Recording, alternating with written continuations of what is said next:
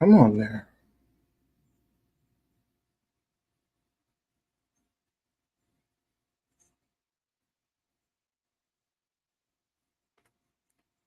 Figured I'd go on ahead and get us started. Chris should be joining us shortly. Um, and I guess I'll start off before he gets in here with a happy Father's Day to all of those fathers out there, in particular, those fathers who are in their kids' life. Much respect and honor to you out there. And those who maybe you might not be even a biological father, but just being in the child's life and giving them that male role model figure. Definitely appreciate that. Even if you are an older brother filling that role, a neighbor, grandfather, or uncle. Shout out to all of them out there. See, I see we got a couple of people who are filing in on the Rockfin side, and I see a couple the on the YouTube side. Don't see exactly anybody yet on the other ones, but I guess we can just kind of start in. I want to try to figure what I can start in and talk about without without going into a topic without Chris, because I kind of just want to wait for him for most of these things that we're going to talk about. Yes, we're definitely going to talk about Juneteenth a little bit. And I guess I can go ahead and reiterate the history of Juneteenth for those who don't understand it, why it's actually even a holiday in the first place.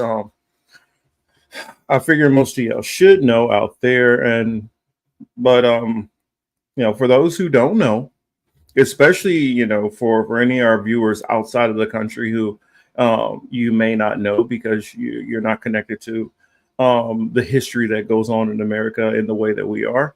Juneteenth is basically a holiday which was established in Texas, loosely a holiday, mostly into the freed slaves communities because of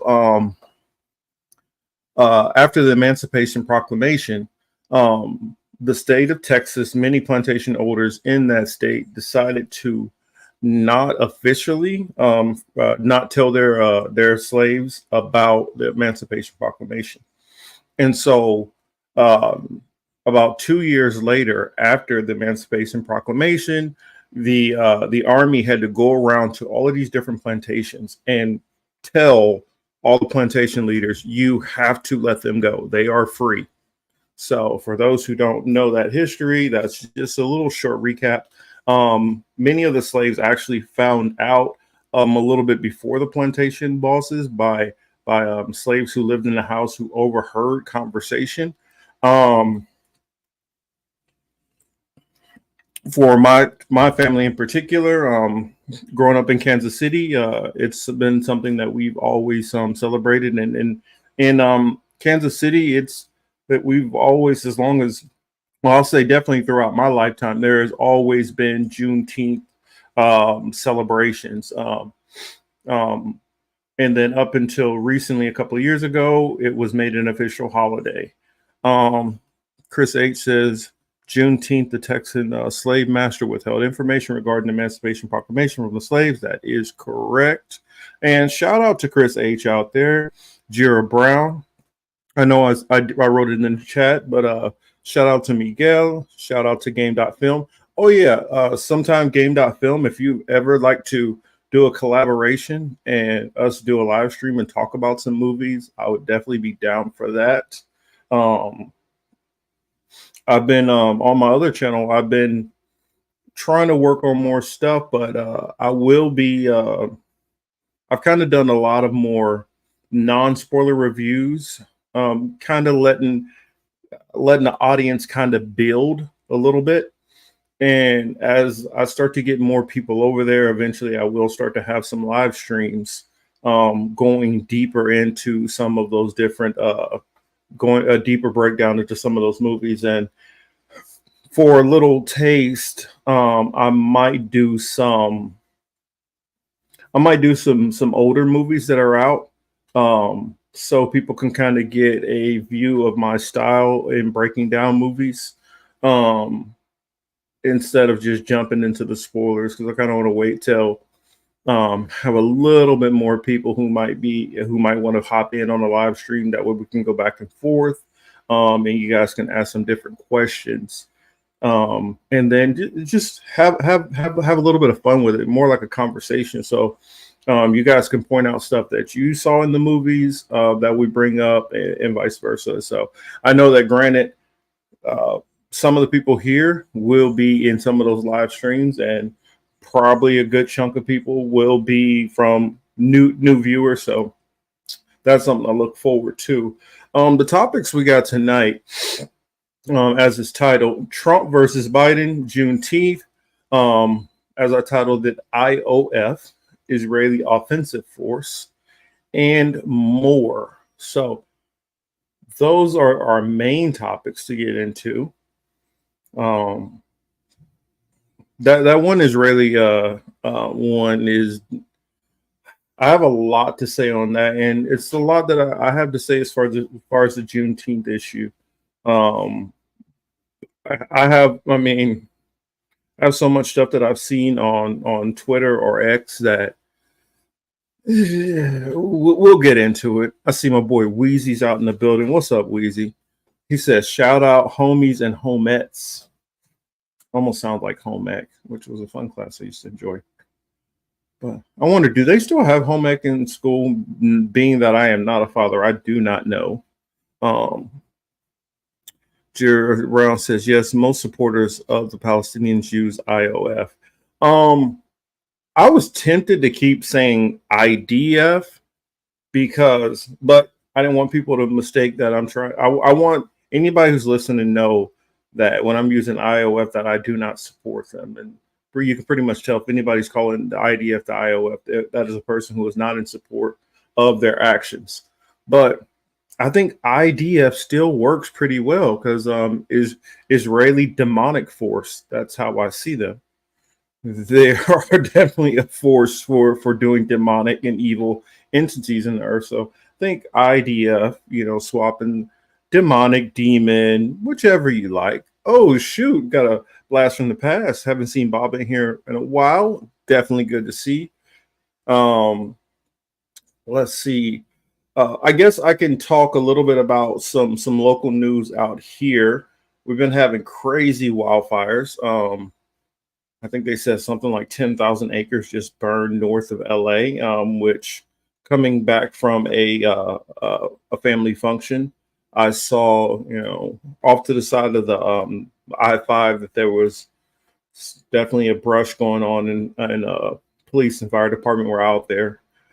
So it is definitely an issue that is going on. And I kind of wanted to talk to Chris about some of the flooding that's going on in Florida and figure out how it's affecting him. Uh-oh. Let me make sure my connectors are good.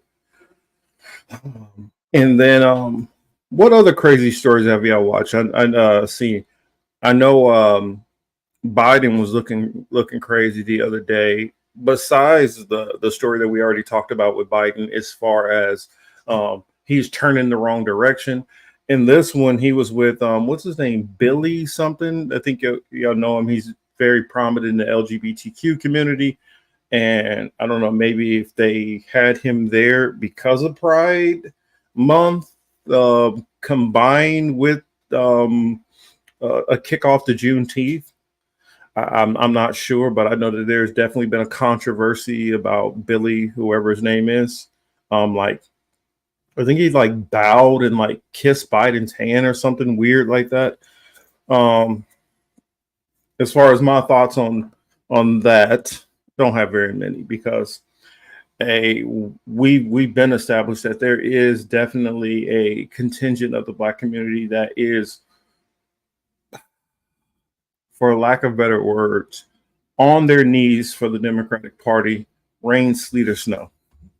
So it doesn't surprise me when I see somebody of that demographic, especially, I think he's plus 50. And So I just know it's kind of like Black Gen Xers and up are still, well, they're better than the Republicans. So that's the mentality. So I don't I don't tend to get too bent out of shape when I see people of that demographic showing their unwavering support for Joe Biden or the Democratic Party. And it's no different, honestly, from a lot of people in the Black community. I feel a big chunk of the Black community votes Democratic, and it's not because like Republicans say, "Oh, you're on the Democratic plantation." It's not that they're on. It's not that they vote for Democrats because we believe the Democrats are so great, or that we don't see the hypocrisy in what they do. We don't see the fact that Biden has had a very racist past and has been one of the biggest enemies towards the Black community. It's just that Republicans have outwardly showed such a disdain, I would say, towards the Black community that it's it honestly blows my mind when I see Republicans. I mean, when I see Black Republicans, it's like it's one thing if you know somebody is not going to help you out, and they might harbor negative feelings towards you, or might look down on you and things like that. It's another thing when they kind of tell you to your face that they don't respect you and they don't like you. I don't know. It's almost like some kind of form of Stockholm syndrome that I feel like Black Republicans have, and I don't know. Maybe it's because of. I do know that a certain amount of them, it's because of proximity to whiteness where they've grown up. Um, some of it is proximity to green, as in green dollars. But I don't know if there's any older folks out there that would like to weigh in their thoughts on why they used to vote Democrat, or if they still vote Democrat. I'd like to know. Chris A says, for me, I cannot understand why Black people are voting Republican. Malcolm X said that it was them that were the wolves worse than the foxes, the Democrats. I mean, it's clear and obvious, especially somebody like me. I grew up in a red state. So I got to see what happens when you have Republicans in complete control of a state. There's a lot of people who talk about it from blue cities, and because they're dealing with corrupted Democrats, that they think that, oh well, some of these Republicans have some points on some of the stuff that they're trying to do, but when you actually live in a state which the Republicans have been able to exercise a lot of their will, granted, there is quite a bit of Democratic support in most urban cities. So in Kansas City, you do have that contingent of some statewide Democrats that can push back against some of the Republicans' their worst intuitions, but you still kind of get creamed with a whole lot of it. I mean, there's like, for instance, you can be on the Missouri side, and let's say, for instance, you have cannabis. If you don't, I think, well, I'm trying to remember. I think it might even be recreational on the Missouri side, and that's still a red state for the most part. I mean, it kind of, I think it flips back and forth occasionally, but Kansas, which has predominantly been red, the difference is you're on the Missouri side, and worst case scenario, you might get a ticket. You might get a cop that might pocket it. On the Kansas side, it is you go to jail, straight to jail. Do not pass go. Do not collect $200. So it's very different seeing the states. Even how they would deal with alcohol, like not selling alcohol on Sundays and stuff like that, and how they would deal with gambling. And so you kind of get yo-yo back and forth from both of the states. It says, I'm reading the comments under a Fox News article about the new draft policy that people are lost in the sauce. I'm not familiar with that. Baba says, I feel what's feel it's the right wingers that's more extreme than the conservative. Um, Depending on where you are, it's hard to kind of differentiate between the two. Um, because a lot of times that they overlap in a lot of red areas, especially when you get into the Bible Belt type areas. Um, the conservatives and the ultra MAGA are one and the same. Um, of course, you do have the the capitalist type Republicans there also, where they just mostly care about tax policy and they can be a little hawkish on military stuff, but they're not really big on the whole anti-LGBTQ and the abortion stuff. They kind of, whatever. It's kind of like it comes with the package, so they don't really flip on that stuff. But and the bulk of the people who I was dealing with, conservatives, are evangelicals and they are the ultra MAGA. So it's just a little different. I'm gonna give Chris a little bit more time, and then I'm just gonna go ahead and hop into one of these topics. He might be having some computer issues. I'll give him a check. Well,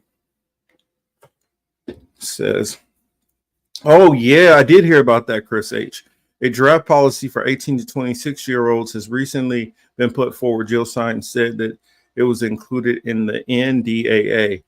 Yeah, I did hear something about that was in the House, if I'm not mistaken. Let me try to see if I can find that, because that should be pretty telling, and that should have a lot of people's antennas raised up if something like that passes through, because we have kind of talked about it loosely here, and I know many other people have been talking about it, but the military numbers have been down. And says House Defense Bill automatically registers men 18 to 26 for draft, which I'd have to look into it to see if there's any more to it than that. But it's always been I know that part of and I think Chris H, aren't you in Canada? I'm not sure, but in the U.S., once you hit 18, you have to register yourself with Selective Services regardless. So I'm wondering if this is just kind of a procedural move so that it gets rid of the fact of a teenager, 18. I'm talking about teenager as in 18, 19 years old, forgets to do it. And how much of this is a push to I don't know, kind of slowly creep towards a draft type situation, a pseudo involuntary kind of situation, maybe on, oh, we'll put you in for a couple of months just to fill the quotas and numbers for a bit. I don't know. I'd have to look deeper into it. Hey, Chamonique. I hope I pronounced that correctly. Chamonique. But hello, glad to see you in here. Crusade says, yeah, I'm in Canada, but it's creepy because Germany, France, and the UK have put forward similar ideas. And that's the other side of it, which I worry about. That this isn't just because the numbers are a little bit low. This is because of perceive that something is coming down the road. And I do know that with France has been getting a whole lot more bellicose in some of their rhetoric and talking about putting possible boots on the ground going into Ukraine. And if they're talking that way, then more than likely they're expecting to get. Oh, you already stole the words out of my mouth. And the 90,000 man NATO exercise in the EU. Yeah, they could be looking at a way to put more troops into NATO. And this could be pushing towards an escalation that we might be facing with the whole Ukraine and Russia thing. So it's definitely something to be concerned about and keep an eye on. Um, Also, with we talked about it last week, but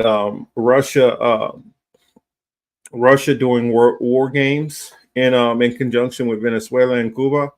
So that is something to definitely pay attention to. Um, I think that it's not only, and granted, this isn't the first time they did this. This is like completely, unusual. Well, it is a little unusual. They don't do it all the time, but the fact that they are doing it with a lot of the things that are going on in the world, I wonder if this is not just like a drill or if this is prepping for something larger or possibly trying to send a warning signal off to the West saying, hey, we have no problem with selling our ships over here. Um, we so I don't know, just it's a lot to kind of take in and think about. It could be a possibility that they are bringing their military over here to stage certain things in some of these Caribbean countries also, so that if a situation did arise where they felt a need to go from training exercises to a real world escalation, they might already have certain measures in place. So definitely watch for that. Her Ukraine mom's claiming getting dead sons back after fighting with surgical marks and found out organs were missing. 11 or so moms. I don't know. Oh, that's disturbing if that's what's going on. I wouldn't be surprised though, because if you have this many of your population which is going off to war, I guarantee you that there's probably less people who would be on the donor list for regular types of surgeries. And if they felt like this person was not going to make it, the possibility that they would just take those organs to try to keep another troop alive, it's a possibility. But I mean, I don't know. It could be for even more nefarious reasons, like they are just organ harvesting, or um, putting it to the top of the list for people within their population who they feel need those types of organ donations. I mean, what was it? Dick Cheney, who had four triple bypasses, so he had four people donate him hearts. Um, Lady Alex, good to see you. Um, so, but can Russia sustain a campaign across the Atlantic Ocean? Although Russia does have the Kinzhal fast and hell missile. Well, they could, because if they have other places where they can collaborate, as in be able to refuel, be able to get resources as far as food and things like that. Yes, they definitely could. And with partnership with these different BRICS countries, um, as in like Brazil is not very far away. That is a place where they could be able to go and receive supplies, receive oil. The same thing with Venezuela. The same thing with a couple of other countries, can give them a means of being able to keep keep a battle battalion or battleship group within the region for an extended amount of time. Um, Also, they have routes to go back, which I don't think that they would face very much of a threat unless they run into U.S. naval battle groups. Yeah, exactly. That's another affront to it, Chris H. Is there? It's an affront to the Monroe Doctrine to say that we don't respect your Monroe Doctrine. We don't have to care about it. We can go straight in and violate any of these spaces. And I think also with the rise of BRICS, it has helped kind of it's really thrown off the whole Monroe Doctrine. Um, Marcus, when you're a senior when you're a senior citizen, you'll be known as Old Morpheus. I don't know. I think I get a couple more grays. I might have to drop the old part. I mean the young part, anyways. As I was thinking about it the other day, I'm like, technically, I think I'm older than Morpheus was in the Matrix. So I might already not be young Morpheus anymore. All right, I gave Chris long enough, so I think I'm going to hop in to one of these topics. And let's see. Gray Morpheus. Well, let's see. See if I can find this story. Pull it up real quick. He must be having some computer issues or something, because he typically would have probably been in by now. But I probably should pull this up on my phone so I don't get stuck on these other pages, because it's already trying to freeze up on me. Yeah, that's what I'm going to do. I'll just pull this story up on my phone and read it off for you all, and you guys can follow along with me. That way I don't have to worry about this thing getting stuck. But I want to talk about that IOF soldier, Israeli Offensive Force, if you don't know. And this article is out of the Jerusalem Post. It says Captain Wasim Mahmoud and 7 other IDF soldiers killed in Rafah blast. So that's the story I want to start off with first. And I'll read a little bit for you. This is by Darcy Grunblatt, Avi Ashkenazi, Peled Arbeli, published June 15, 2024, updated June 16, 2024. Says preliminary investigation reveals that an incident occurred around 5 in the morning. IDF soldiers from the 401st Brigade have just completed an attack in Tal Asaltan. Captain Wasim Mahmoud, 23, from Bet Jan, and 7 other IDF soldiers were killed in an explosion of an armored vehicle in Rafah. And the IOF announced Saturday. Mahmoud was a deputy company commander in Battalion 603 of the Combat Engineers Brigade. Stop right there. Pretty interesting that if you guys look up this story at all, one thing that you will see is it's a lot of focus on this one commander. He's 23 years old. Said I'll bring that tweet. Oh yeah. Oh, I'm sorry. I guess I don't know what you're talking about in the chat. But one thing that I saw interesting about it, the name Wasim Mahmoud. They're trying to focus on the fact that this is an Arab Israeli who was in the IDF, and they have been focusing a lot on how sad everybody is. You've had Yoav Gallant, which I'll keep reading. IOF spokesman Rear Admiral Daniel Hagari on Saturday night said that the military is currently investigating the incident, as well as the armored vehicle that the soldiers were in. The explosion was either caused by a planted explosive or anti-tank fire. The incident is still being investigated, Hagari said. He added that the IOF will not announce the names of the additional soldiers until they finish the investigation. Now, they don't. That's not why they're holding up this investigation, and that is that is such propaganda which they're using here. The reason why they're not noting the other troops is they finally had a troop which they can use to exploit. That way it helps bolster their case against, we don't have this like this Amalek type mentality of going after everybody. You see, we care about Arabs. It's just Hamas is the problem. So we don't have this hatred towards all Arabs.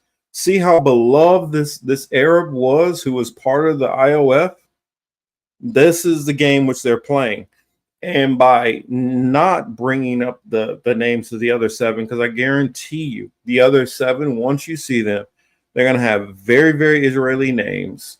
They're probably going to be probably look more European. Now, granted, all the people who are a part of the IOF and a lot of the Zionists who are over there, they don't all come across looking more European. You do have a subset of the population there. Majority of the people who are in power are of Ashkenazi descent. Some are Sephardic, but the bulk of the leadership, the people who actually make things happen in Israel, are Ashkenazi.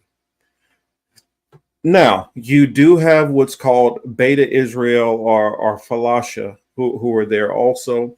You do have, why am I blanking? Mizrahi. You do have Mizrahi Jews. You do have Lebanese. You do have some of the Israeli population, which comes from some of the surrounding Arab countries who look more closer to a lot of the Arab population. But I'm leaning towards the fact that the other seven who passed were more Western, and they want to take this opportunity to focus on how much that they care about this Arab who was attacked, and that they don't have this racial undertone to what's going on here. Says Mahmoud's uncle Sharif Ghanim said his nephew returned to fight in the Gaza Strip after being injured at the start of the war. Ynet reported, a great tragedy has been befalling us. Wasim was injured at the beginning of the war by shrapnel that penetrated his arm. He was supposed to undergo surgery, but he postponed it until the end of the war. Wasim was a determined and brave fighter. Everyone loved him, his uncle said. Wasim was supposed to start his studies in March, but he postponed them because of his main focus was the army and his unit and ensuring the security of the country. Ghanim shared that his mother is completely devastated. He was the beating heart of her life. Everyone is mourning today for the son and nephew we lost. So most of the times when these explosions actually happen, it's not hard to figure out, and I don't get what it would matter how the tank was taken out, whether it was from a form of an IED, an improvised explosive device, whether it was from mortars, whether it was from RPGs, rocket propelled grenades. It doesn't really matter how it was taken out. So I don't get the point of we need to learn more of the investigation and then we'll release the names. Releasing the names is not going to change how the incident happened. So I mean, in my eyes, this is pure politics that they're using and exploiting a victim. Also, the fact of I can't remember. I'm trying to remember, what was it? Druz? I think it's Druz or Drews. Is this person's faith, which is basically an offshoot of in one of the Arabic beliefs. So this is something that they are, hey Jasmine, this is something that they are trying to twist around and use, because they're able to say, you know what, see, not only do we have an Arab here, but we have an Arab and person who's an offshoot off of Islam. And so this is the purpose of trying to really dispel some of the things that have been put out, especially with the ICC case and the ICJ case. So that's the part that I wanted to bring up. Also, I've noticed that I can't remember, some of the protests in Israel have started to change course. So I think that's something we should focus on. Many of them have been on just getting the hostages back home, but we've seen that there's been a change starting to happen, and more people are starting to blame Netanyahu for October 7th happening in the first place. So that's something I would say keep an eye on. There are people who are more and more calls asking for him to resign. We saw some of the biggest protests in Israel of late. So that is something that I would definitely say keep your eyes on. So that's the story there. So we'll move on to the next one. Chris will probably text me if he has an issue. Well, if he gets it sorted out. But we're not going to wait any longer. We're just going to keep on moving. Trying to switch over to the Rock fan, see if we got any comments over there. No, we don't have any comments over there. So cool. We'll keep on moving. Next, I want to talk about, I guess, Trump and Biden. Trump and Biden both have been out trying to do more appealing to the Black community. Biden, as you guys saw, out with Billy, whoever, I can't remember the name, who had the long wig and was kissing Biden's hands as he awkwardly clapped very, very much offbeat the other day. So that is one thing that's going on. They've also had Kamala Harris, which they've been trying to push out more and more. And so this is well, we put the Kamala out here for you because we put her out here for you Blacks. So hopefully you guys will be happy. And so now they're trying to boost her up. She's also even been doing Billy Porter. That's the name. Thank you, Lady Alex. Billy Porter. So Billy Porter has kind of started a whole kind of shitstorm in the heated debate, which I don't really consider that much of a big deal. We're not really messing with any of them. So I don't know. Maybe it had to do with the LGBTQ part of why he was invited, and kind of like, okay, we can tick off two boxes: LGBTQ, and he's a Black male, and we got Juneteenth coming up, so we can just like tick off a couple of boxes and hopefully we appeal. Oh yeah, and the fact that he's a celebrity. Lady Alex says, I loathe these celebrity shit lips. Yeah, and which I was trying to tell somebody, so you got to think about a lot of these celebrities.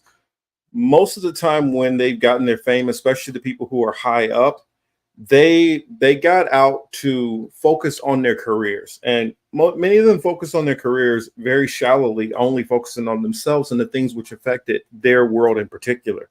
So when it comes to their understanding of most of these issues, many of them, it's very, very, very limited. And so it doesn't surprise me. Some of these people are out there so hardcore for the Bidens, or even the celebrities who go for Trump. They're not really that much into this stuff. They don't pay attention. They don't research anything. And also, if somebody's going to throw a check their way for them to show up to something, they're always more than happy to do that. It says, if you don't vote for Kamala, you ain't. Yeah, I like to finish that one. What would you be for Kamala? Yeah, they do. They support all of these people because it's the gravy train, and they know who runs Hollywood. If they decided to bite the hand that feeds them, I'll just leave it at that. I'll leave it at that. I won't even go down that road. But anyway, you have Trump out there telling Black people, I've done more for you than any president has done, short of Abraham Lincoln, which it always cracks me up that these are the choices that we're dealing with. We're dealing with Trump and Biden, who have both, for pretty much most of my life and a big chunk of mostly everybody here's life, have showed that they care nothing about the Black community. They care nothing about the Black community, except for using the Black community as a political football. The Republicans scream and cry about, oh, well, the Democrats are so racist and they were the party of the KKK. And then when you say, oh, okay, well, if that's the case, then what do you plan on doing to get us on our side? Well, we don't plan on doing shit. We're just telling you that they suck and you should just come over here. That's pretty much about it. I mean, I remember when a lot of the Republican governments defunded most of the parks and things in our neighborhood, which led to the drop in property values, which led to the drop in the conditioning for the schools, which led to more parents who had the money to be able to opt into private schools, putting their kids in the private schools, moving out of the area, further depreciating the value of the homes in those areas, and then dropping the quality of life across the board.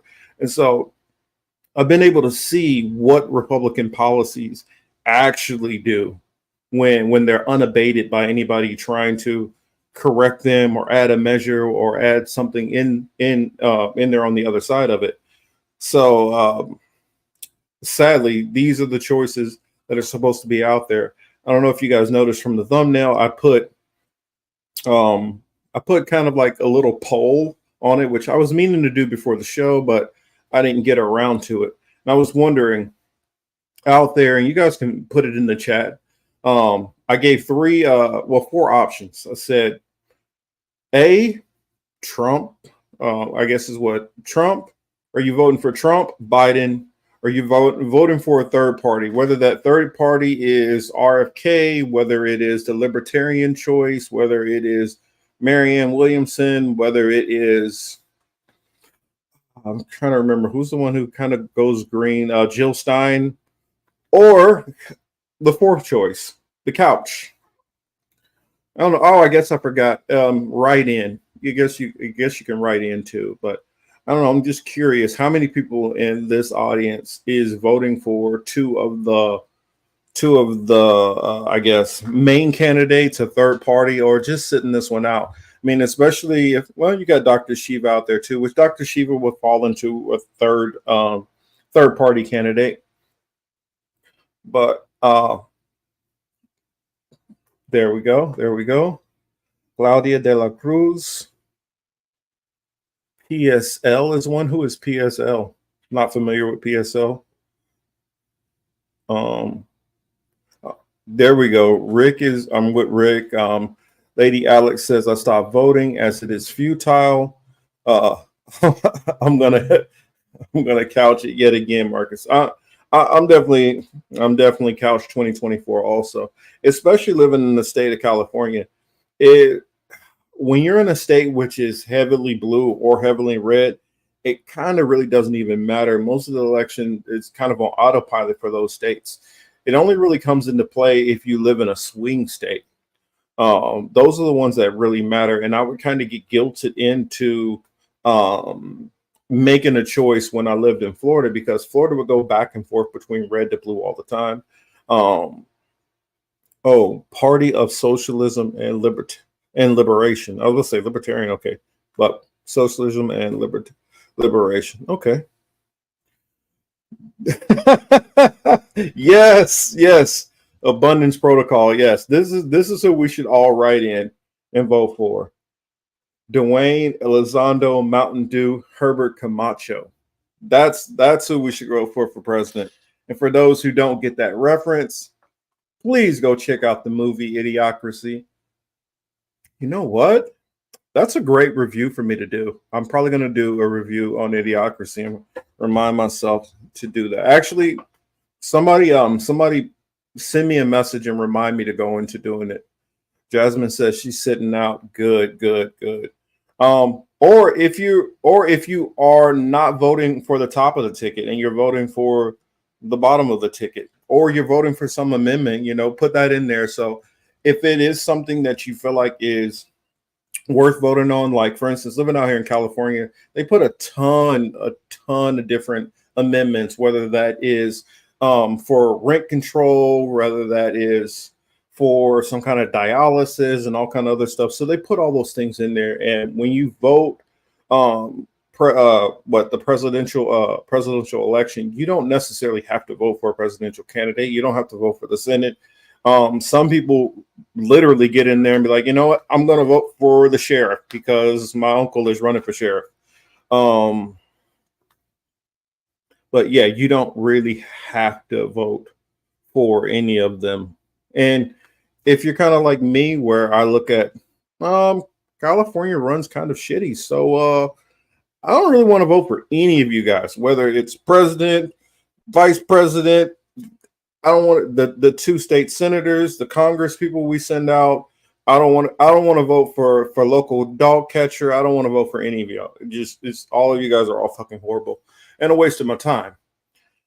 And also the amendments, the way they write a lot of these amendments out here, you'll think that you're writing for getting in for price control, but because of the way they have these lawyers write this stuff, it could be so convoluted that you're actually voting against what you think you're voting for. So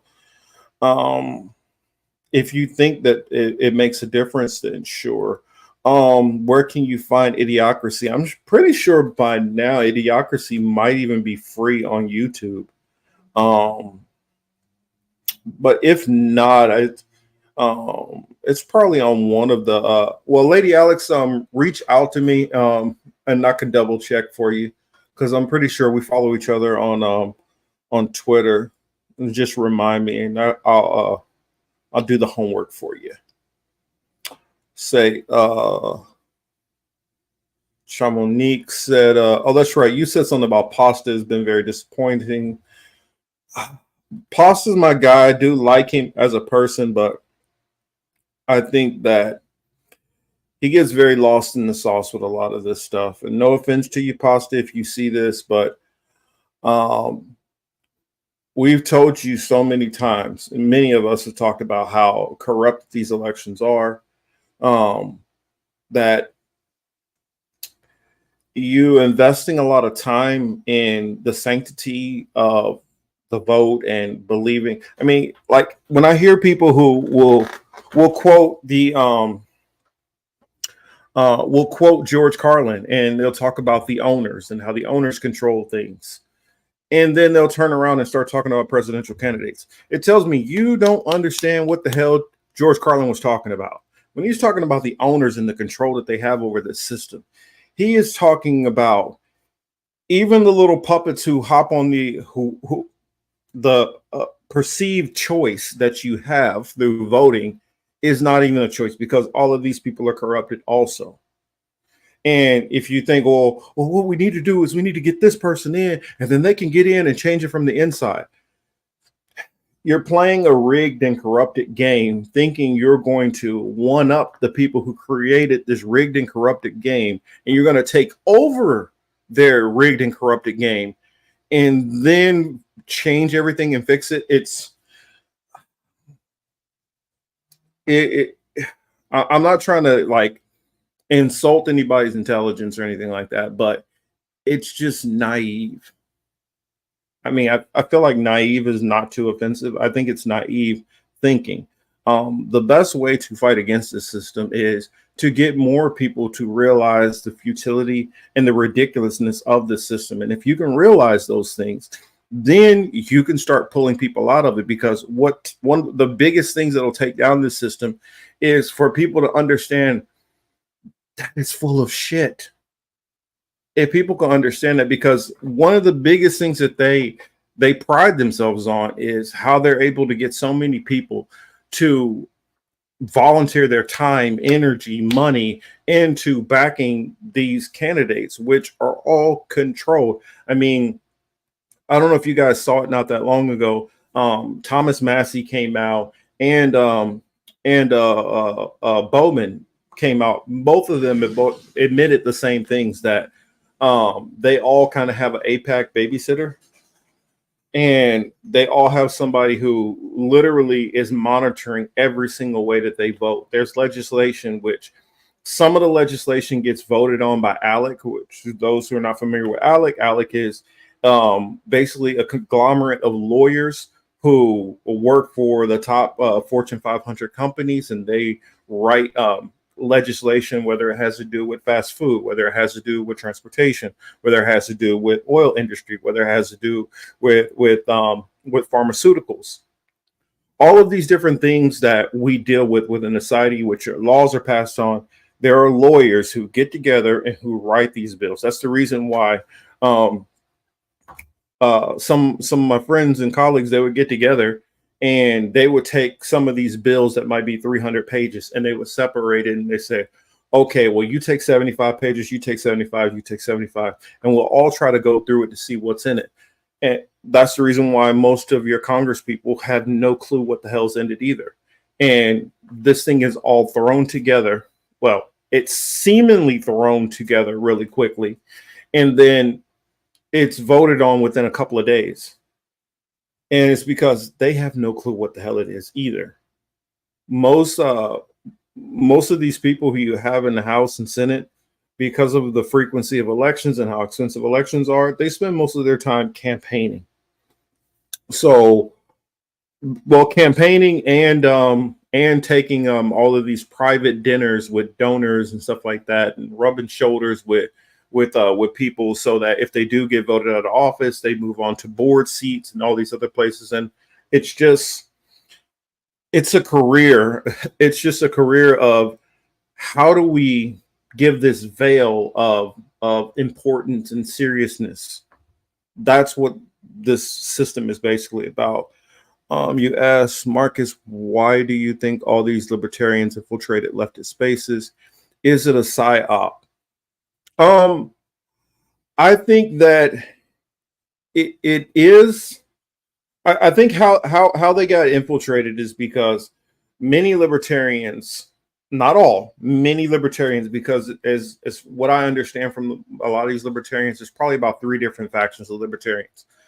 A lot of them are really, really against a lot of this military spending and all these wars that are going on, and many could you can even say they fall into being isolationist.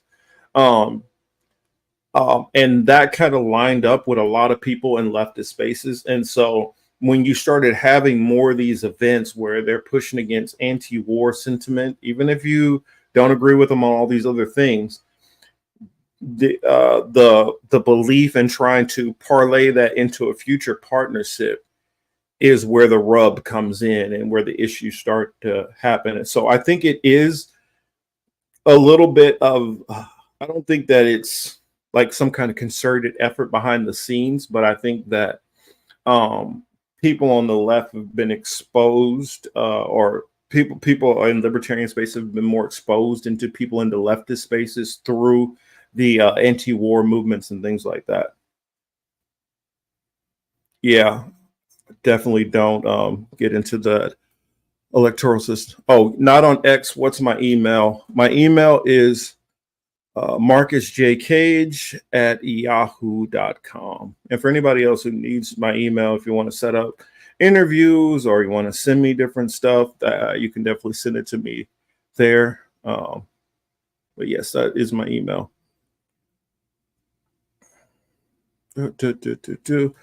Thomas says, I wish I was in Oklahoma so I can vote against the right-wing establishment of Oklahoma. They're staunchly pro-settler and against Black Wall Street reparations and want to dismantle the five tribes. Oh yeah, that is something that that recently came up, and it's kind of crazy how that would come up in conjunction right now with the whole Juneteenth stuff coming up. And the reason why I believe that they're so staunchly against reparations, even for survivors of Black Wall Street. Think about it. We're not talking about descendants. We're talking about people who are survivors of it, that they don't even want those survivors of it to get it, because I think they fear that that will set a precedent, that if that was able to get passed, then it might open up more avenues for reparations as a whole to get kickstarted. And I think there are people on high in the legal communities and in politics who are paying attention to these things. And I know it might seem like it's a Oklahoma issue, but I think it goes bigger than that. And I think it even goes bigger than just a reparations movement within the United States, which it leads to some other issues, which I have with a lot of back and forth and fighting within the Black community. And I would say not only just the Black community or the ADOS or FBA community, it leads into some of the back and forth between, I don't really want to say Pan-African, because I'm not really talking about Pan-African. I'm talking about people that would fall into the category of the diaspora, descendants of the transatlantic slave trade, no matter which place you might be in, whether that's from Great Britain to all the way somewhere in South America.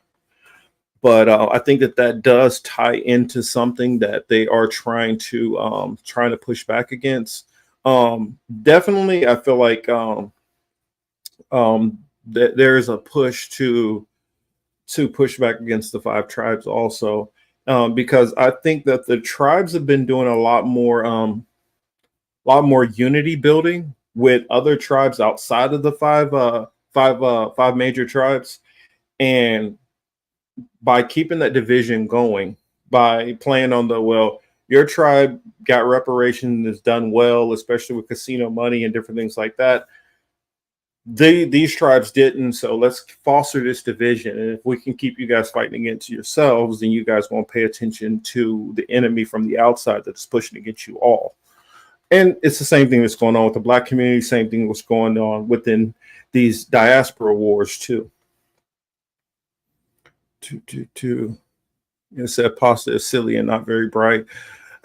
Hey, I mean, I don't want to go that harsh on my guy, but I just wish that he would.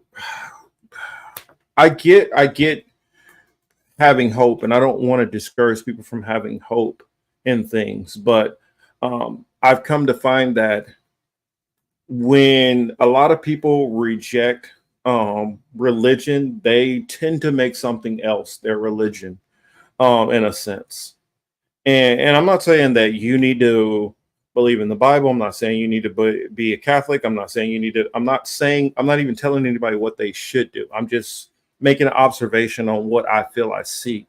Um, there are people who make fighting against the Bible their religion, or fighting against the major Abrahamic faiths their thing. Being a hardcore atheist, if they fall into the LGBTQ community, they turn that into my cause is going to be fighting for LGBTQ on every single front possible. Or if, let's say, their child was taken out in a massacre, then they become an advocate on that, and their day, you know, from day to night to every waking breath becomes into that being their cause and that being their only focus. And I'm not saying everybody, but I feel there's a lot of people that do that. A lot of people who, for instance, like a Fauci, they turn religion, I mean, not religion, but they've turned science into their religion. You have people who turn politics into their religion. And so I think it's that fall of a lot of people not having that maybe religion, or let's say just spirituality. They don't have this spiritual nature behind them, that they turn something else into that religion or faith. I could be wrong. If you guys disagree, definitely let me know. Idiocracy is on Hulu. Thank you, Cosmic Cowboy. Convo Couch completely ignored the Mexican election, but when it's a South American election, they go all the way. Also ignore the invasion of the Mexican embassy by Ecuador. That's why I stopped taking Convo Couch seriously. Even though me and Chris, we only do the show once a week, I definitely try to cover as much as those different topics as I can. I feel it's very, very, very important for us to cover the politics which are going on in Latin America. And I feel there are not enough channels, especially English language channels, which dedicate enough energy into looking at politics of Latin America and explaining them. And so I definitely want to do more and will do more in the future. That's the plan. But yeah, I do agree with you. They did not pay virtually no attention to that. And it's very complex, especially when you're talking about Mexico. Mexico is much larger than some of these places that we're going to, and it has much more of a diversity of thought. What's going on? Then you have certain levels of just where I feel it is pure I guess pure ideology driven politics in certain areas, where people are actually really fighting for something, and they have the ability, even if it's in a certain particular area or a town, to be able to fix things and mold things and have some change. Because a lot of the control that the US exerts through the Monroe Doctrine onto these other areas tends to be top down. So if you're especially in these smaller rural areas, you have the ability to be able to actually maybe affect some change in your region or village. So I mean, I think that definitely if me and Chris had the ability to be doing this show, or if I had the ability to be doing this show a lot more often, like a daily show, oh my gosh, you guys would be overwhelmed with how many topics that I would be bringing to you. Says Fiorella also sold out to the Russians. She's also disappointing. Oh, I honestly haven't been listening to them too much lately. It's kind of hard when I keep creating more channels, so my apologies. But yes, and again, I said that when I first came in, but hello, Yonina. I'm glad you're in, and I will reiterate Happy Father's Day. And that is, well, to all the fathers who are in the child's life, and for those people who are acting as the father, even if you're not the biological father, you're an older brother, you're another family member. In my case, my grandfather growing up was kind of more like my actual father than anything. So shout out to all of them, even the stepfathers. I was a stepfather for a while, so shout out to all of those people who are celebrating this day, and hopefully they all get their flowers. Let me catch up on the chat. Well, Jer, it's funny that you talked about Koch brothers, and that's something which I know I'm kind of jumping all over the place, but the Koch brothers, a lot of people don't focus on their influence in the tanking of the Venezuelan government. They put a lot of it on mismanagement. They put it on, oh, well, their oil refineries and all these different things like that, but they do not focus on how much the US and Western powers focus to down that country. And I'm not only talking about sanctions, I'm talking about espionage also. And the way YouTube and Google has become, it is harder and harder to find that research into it.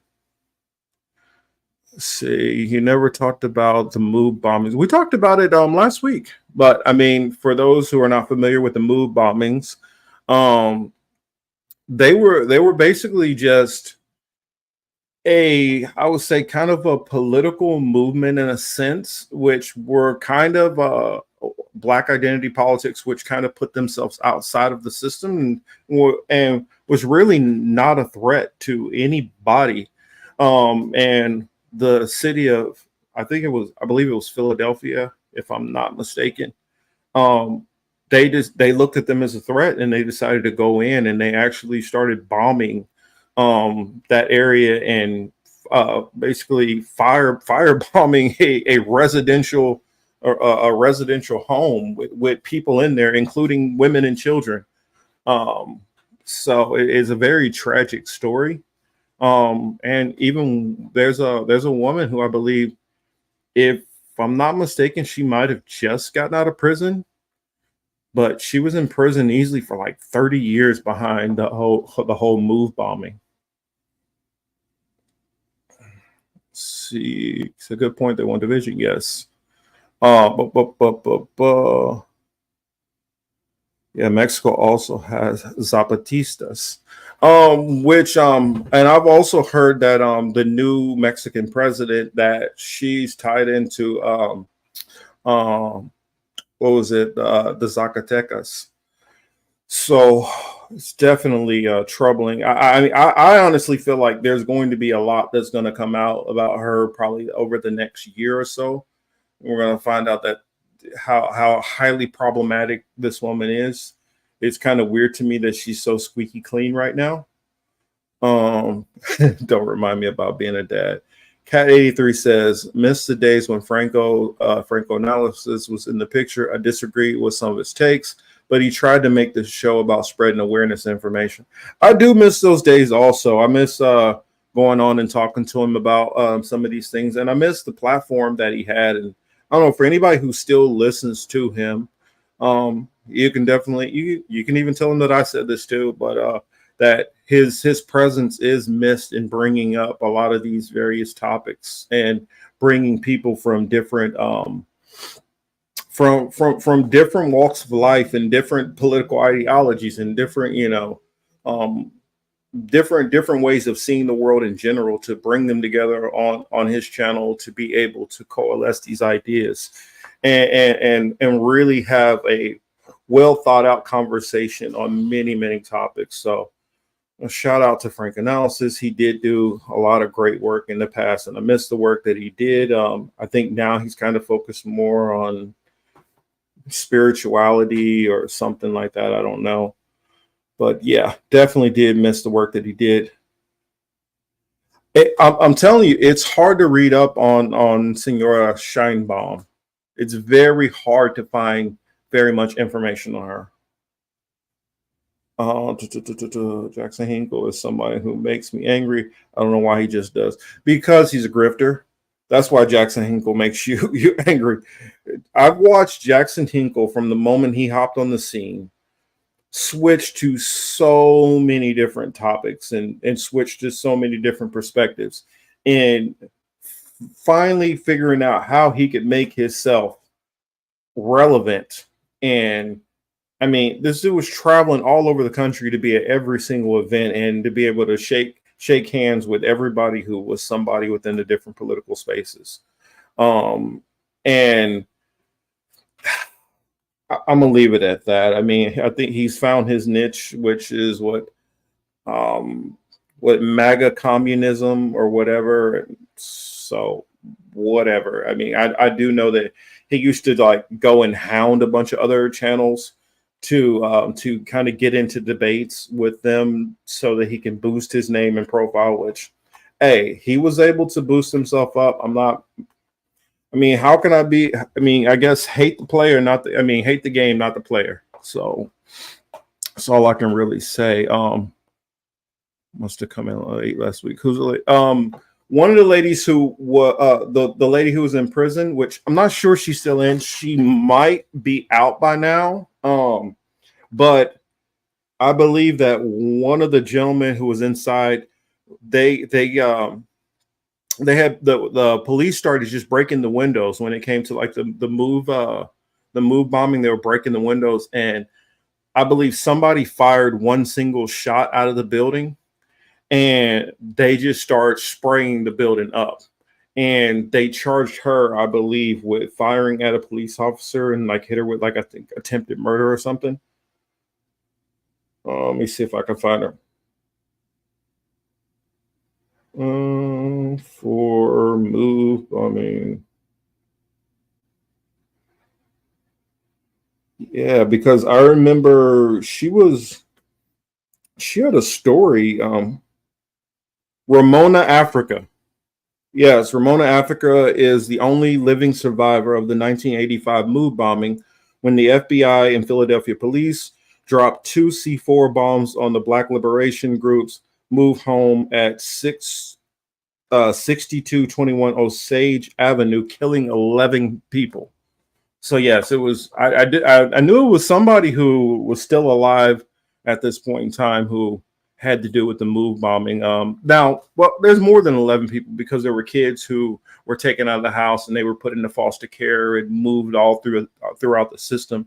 I don't know how many were old enough to be conscious of what was exactly going on, but yeah, that woman went to prison behind that. And I think there's a documentary out where she's talking about the move bombing that happened back in '85. Let's see. Yes, we do all miss Franco. He does still have his channel. Yes, Rose says Jackson Hinkle is a grifter. And I try not to be. I really hate to call anybody a grifter. I mean, I hate to go after anybody. I try to, even if I don't agree, I try not to be contentious. I don't want to be contentious. I want to be able to have dialogue and conversations with other creators, and I feel like it can make that difficult if they feel like if you're trash talking and shit talking them. So I try to be as professional as I can to not call anybody a grifter. But in his case, I think calling him a grifter is very warranted. I remember when Jackson Hinkle and Richard Merhurst were very small in their influence, and now they blew up. Honestly, and Richard Merhurst blew up a lot faster. I remember him being, well, not small, but I remember when he was at like 10, 15,000 subscribers, and he had one video go viral where he was cussing out Nancy Pelosi about, what was it? It was about bringing impeachment charges against Trump, I think. And that was the video that really like blew him up and brought him, I guess, amongst American audiences. But I also feel Richard Medhurst's his blowing up is a little bit different than Jackson Hinkle because of the fact that Richard Medhurst also does speak multiple languages and goes to other countries and has been able to build an organic support, whether that be in Lebanon, which is his mother's home country, the Great Britain, which is a country which he grew up in, coming to America, and he speaks French also. So he speaks like 4 or 5 languages, including German too, I think. So Richard Medhurst is a little bit different, and I also believe I haven't noticed like it's not like he's crafted his takes or views um to match with his growth and success. He's been kind of consistent, and he's been talking about the same issues he's talking about now. Has been the same issues I've always known him to talk about. I don't really talk about Nick Branagh because I don't. I just know that people who I know of, they don't like Nick Branagh, and I'm trying to remember what's her name. Apologies for blanking on her name. Who she accused Nick Branagh of trying to take advantage of her. And I'm saying that lightly because of YouTube censorship policies, but I believe her. I believe that he was up to nefarious things, and I've talked to a couple of people who said that he was basically a con man. But I never ever even really followed Nick Branagh. Everything I knew about him, yeah, Zaynab. That's who I was talking about, Zaynab.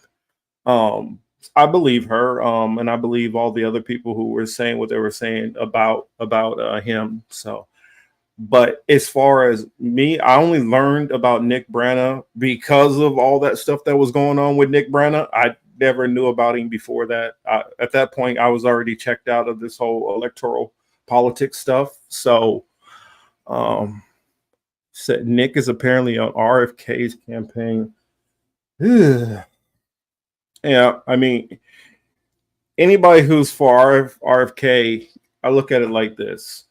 I'm typically, not that I think the system is legitimate anyway, but if you're on the Zionists, if you're rocking with one of the Zionists, I can't deal with you.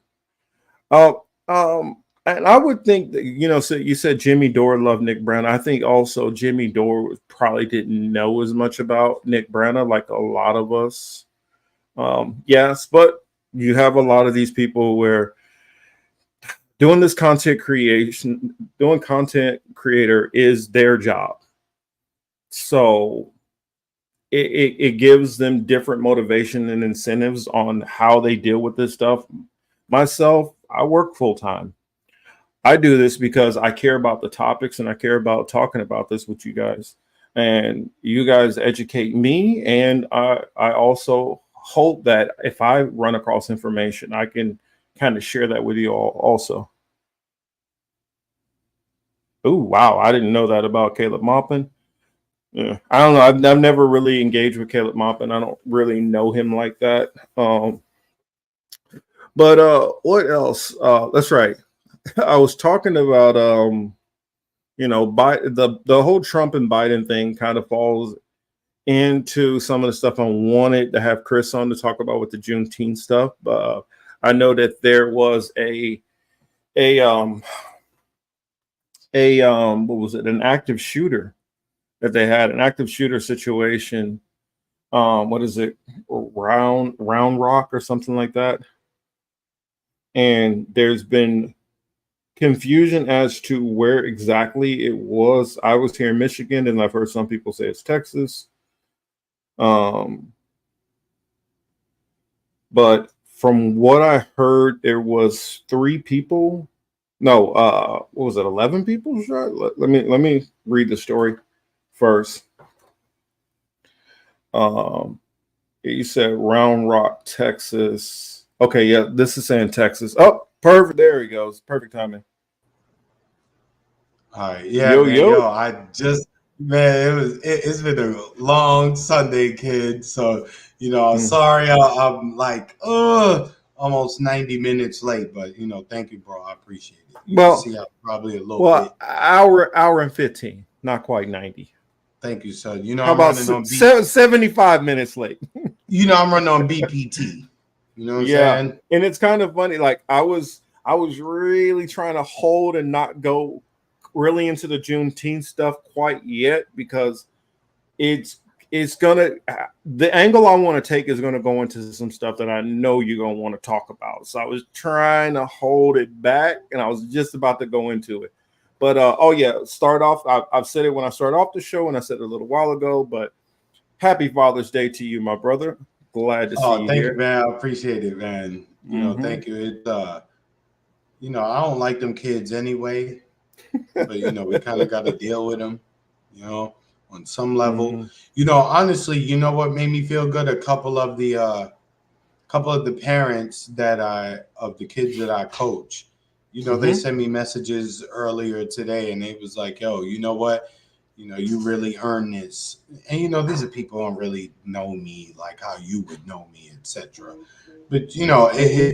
that actually felt good because they see my interaction, they see how I am with mine and theirs, and for them to actually say that, those are one of the few things, honestly, that does make me feel kind of good. All the other shit is like, but that's something that I could, at least my son can see that, you know what I mean, and he knows that that was coming. So Chris don't want to be reminded either. Oh, cat is firing shots over here.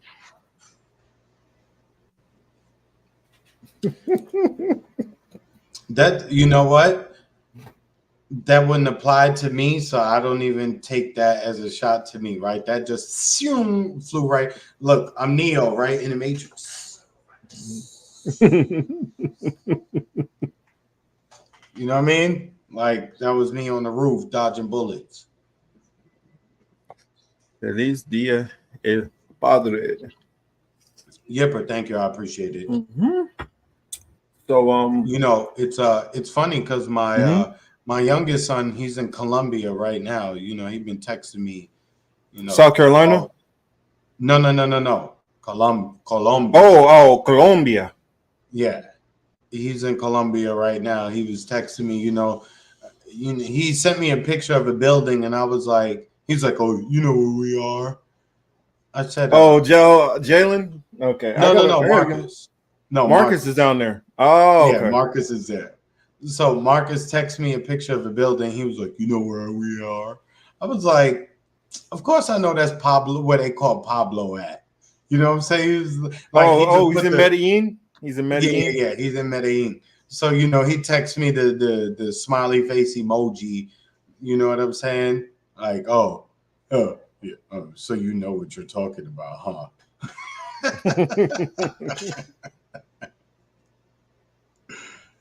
Oh But man. nah, man, it's cool. I was at the beach today. It was hot. It didn't rain.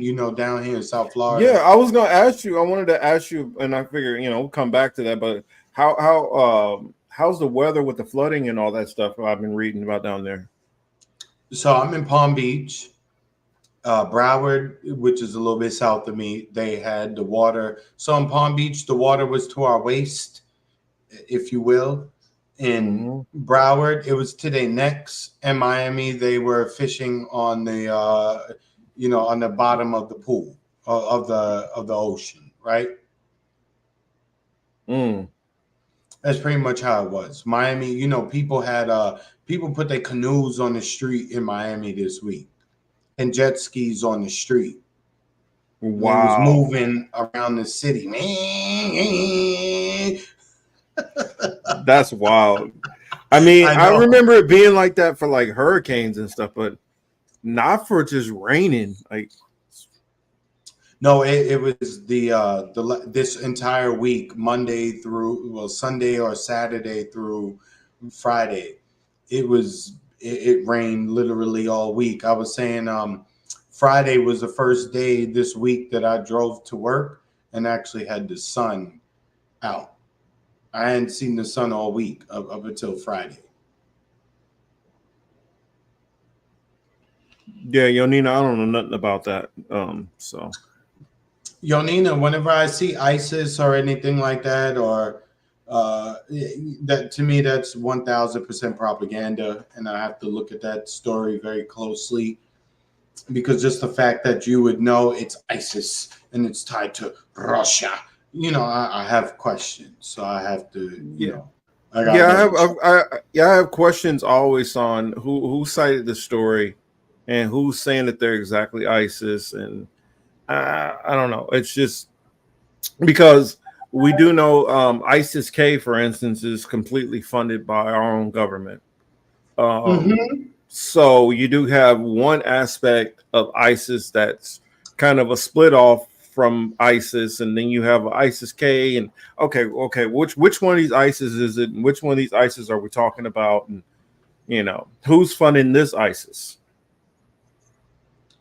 Correct. Well, all right, I'll look at it, but again, I would really truly have to check the source to see where it came from, Jonina. I'm not saying that you're full of shit or that you don't know what you're talking about, because you very well could be putting us onto some game that we need to know. Facts. So I want to let you know that it's not anything dismissive, right? I just haven't had a chance to look at it. So matter of fact, I'll go as far as to say, since you were the one telling us about it, I will actually go and look at it, because I didn't see the telegram.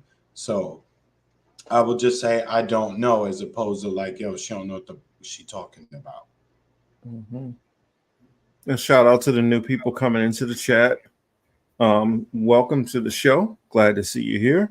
But I talked a little bit about well, I kind of weaved all over the place, but I talked a little bit about Marcus, real quick. I see Kat saying, anyone talk about Russian ship subs and missiles down in Florida. One, I believe that I saw some information related to the. You mean outside of us? Because we talked about it.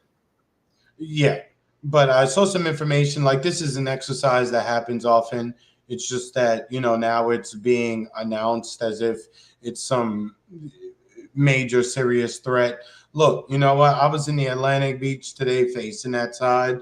So, if Russia had let some shit go, I wouldn't be here. Marcus wouldn't be like, well, he's an hour and 15 minutes late. He'd be like, yo, this motherfucker never showed up again. Yeah. Well, those Florida plans are all ruined now. I mean, you know what I'm saying? Like, I was gonna go see him, but can't do that now. So, I mean, and that's what I mentioned before. I mentioned it earlier that and this isn't rare that they have these military events. The only thing that's unusual about it is the current state of the world right now. What's kind of going on is what's made it a little different. Because you're like, okay, with this Russia-Ukraine stuff and escalation, how much of this is normal drills that they're working on with disaffected, countries from the U.S. and the West, and how much of this is, okay, I'm just reminding y'all that I can sail right over here at any time, and I got some allies where, I can get rations, I can get food, and I can stay out here being in y'all backyard. Mm-hmm. Marcus, side note, I say this in all sincerity. You really need to stop bullshitting, and you really need to come and hang out. I swear, I am coming down there. I swear I'm coming down there. I'm planning next month. Look, I don't beg men for anything, but you're my bro, so I have no problem begging you. Please bring your black ass down here. Pause. Like, hurry up. I'm waiting. I'll be by myself, with my homies. I'm just about like, the company of other men, right? I'm just saying it would be nice to have my bro. You know what I'm saying? I got my brother here from New York. He just came down here yesterday morning right? I picked him up from the airport for Lauderdale at 9 a.m., right? That's a bit of a drive for me. But I picked him up. We went to hang out yesterday. You know, we was outside. He was like, yo, all right, I see what you're talking about. I'm coming back. So I'm saying the same to you. Please hurry up. All right, I'll say no more, my friend. I would definitely be down there. Okay, good. Back to the other shit, right? Yes, Yipper. I picked up some things. Yep, he picked up some things from his newfound family. Marcus can tell you the conversations we have. Trust me, Yipper, that's more true than you really actually fucking realize. You have no clue how. We're gonna leave it at that. We're gonna leave it at that. You have no clue. Marcus, isn't that ironic that she would say something like that? Mm-hmm. Given all our conversations, right? Isn't that funny? Yep. It's more funny than they realize. Yep. If only y'all knew. Correct. So anyway, but going back to the Russia, I saw Russia mention that we're the enemy, et cetera, but you know, a lot of that is political posturing for their internal political situation. It really has nothing to do with anything externally, because both sides, the Russian government and the United States government, they may be opposed at certain things, but one thing you cannot say does not happen is communication. Doesn't matter if it's positive or negative communication, whether they agree or disagree, there is still some level of communication going on between the two. The United States was fully aware that Russia was going to be sending their shit down to the Caribbean, and they were going to do what they normally do. They are fully aware of this. There's no way that this happened without the United States' I don't want to say blessing, without their knowledge, let me say. So again, to those of us who don't think deeply on these issues, we would just see it from a topical level and then just from the surface and just like, oh my God, what does this mean? It's crazy. Oh, but again, something like this doesn't happen without some level of communication on a high level. So please, please wring out your panties. You know what I'm saying? To those of you who got wood, calm yourselves down. There's nothing here to be worried or worked up about. Yeah, it's more just posturing, like, yo, we over here too. Okay. Man, and I think that's more or less, it's more of a flex towards the Great Britons and France more than anything. Because what's his name, Macron? He's been just running his mouth a little recklessly. Oh, he's been talking reckless. Yeah. So did you see the picture? Yo, did you cover the picture of that chick from Bulgaria, the princess of Bulgaria? Did you see that picture, Shorty? Please, people in the chat, Rockfin, what's up? I don't know if y'all watching on Rockfin, but thanks for joining us. If you're on Twitter, thanks for joining us. I won't ever call it that letter because Twitter just sounds better than the letter. It's just confusing. Yeah. No, I'm gonna call it Twitter. That's what it is. To those of y'all watching us on Twitter, we appreciate it too. We're sharing the link, etc. But I would ask people if they saw pictures of that chick from Bulgaria. Talk about Pitbull. I ain't talking about the rapper from Miami. I'm saying she transformed herself into a Pitbull looking mother. It's the nastiest, scariest shit you can see. I'm gonna look it up. Yeah. I have no clue what you're talking about. Oh yeah, look it up. Princess of Bulgaria. At first I thought the pictures were fake, and then people were like, nah, it's actually real. Even when they said it was real the first time, I said, nah, you playing with my emotions. And yeah, it was. Yeah, you see, look at his face. Look at his reaction. That says it all. Look at his lips. The look. Fuck? Look at his mouth. See? What the fuck am I looking at? Son, I thought that was fake. I thought they was playing. This But are you motherfucker seeing turned. the This before and motherfucker, are you seeing the before and yeah, after? I'm looking at the before and after. That's why this is reminding me of Blanca from Street Fighter. You see? What Perfect. the hell? Yo. What the? Sorry, Did I'm this on animated, y'all. purpose? She did this on purpose? I think so. This is scary. I mean, I don't know if y'all, who all remember Street Fighter, the Van Damme, the old Van Damme one. Like Street what Blanca Fighter looked 2. like in that. Street Fighter 2. No, I'm talking about the movie. Oh yeah, I saw the movie. What the hell? If you Oh, and this guys picture haven't here seen with the it, braids is even worse. This picture with the braids is even worse. I'm gonna do a search and pull it up. But for you guys, if you haven't seen it yet, just do a search of Princess of Bulgaria, before and after. The arms, is the arms real too? Yes. God almighty. What? Yeah, somebody memed up as Skeletor. Oh my See? goodness. Somebody memed. It looks like Skeletor. That's a great. It really is Skeletor. It's Skella scary. That's what it is. Oh, you gotta just have the arms out like that all the time. Like the heck? That's the picture I'm looking at. Just got the arms out. Like This is a man, real it's like 21 No Jump bullshit. Street. Sun's out, guns Correct. out. Oh. Ugh. Look at the nose.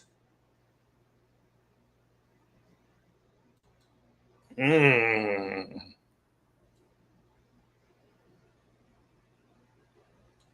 Look at this, bro.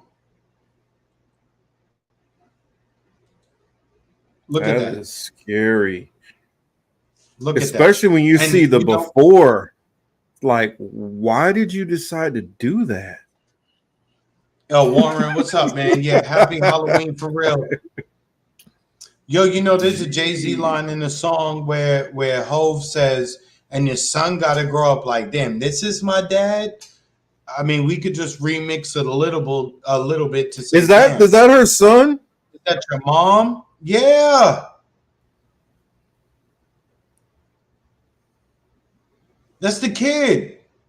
Look, Yipper said that's hey, you guys. I know they're gonna be mad at me for that, but that's what he looked like. Wow. Warren, that's the queen or princess of Bulgaria. I promise you, if you look up the before and after, it's really crazy. Find a before and after so you could see like the side by side because Yeah, that's what I saw the side by side. I was like, whoa, what the? You did that on purpose? Said Warren, stop drooling. Like that's what you was aiming for? Ugh. Let's see if we find it.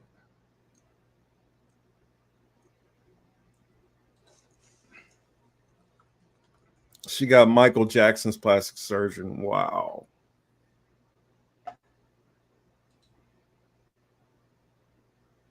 That's her right there. That's crazy looking still too, though. What the heck? I mean, that's right. In light that is LGBTQ month, or is she now trans or trying? I'm trying to figure out. Not trying to be offensive to anybody that's in that community. But I'm trying to figure out, is she trans or is she just like decided I just want to get on steroids real quick and get real buff and then go get surgery and fuck my face up. I don't know what's going on here. The blonde girl in the picture at the top right of the screen, that is the same person. No, I saw another Exactly, before that Thomas. even more different. Yes, there is another one where That's a this process. This girl is part of here. the process. Let me see. Hold on.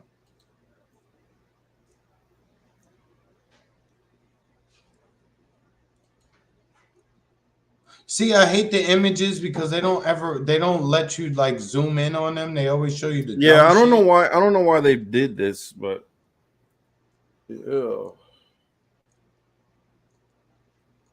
But anyway, I only brought that up to just say, like, these Yo, people are very weird. I'm sending you one here. I just sent it to you Mm, on Twitter. Yeah, maybe that'll help be able to show the contrast to the before and after. yeah. These are Yeah, the John, same John, I people. think it's the same picture that I found. I'm just waiting for it to come through, Marcus. Okay. So I seen a There we go. teenage. I think this is a teenage. Warren said Europeans all inbred as hell anyway, without adding fucking up plastic surgery in the mix. Hey, They're not thou lying. sayest, thou sayest. It says yes, Thomas. She is a princess. Too much tax dollars spent on her unnecessary surgeries. Yeah, and steroid Where'd it go, use. Marcus? I don't know. Where'd it go? I'm just seeing your There it is.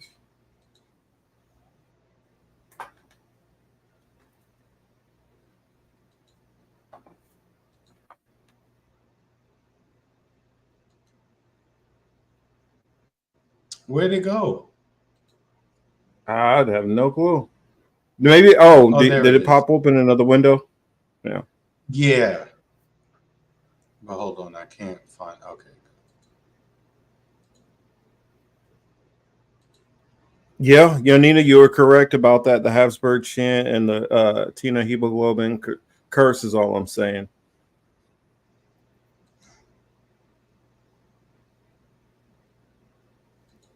That's the first picture I saw. I said, "What the hell is this?"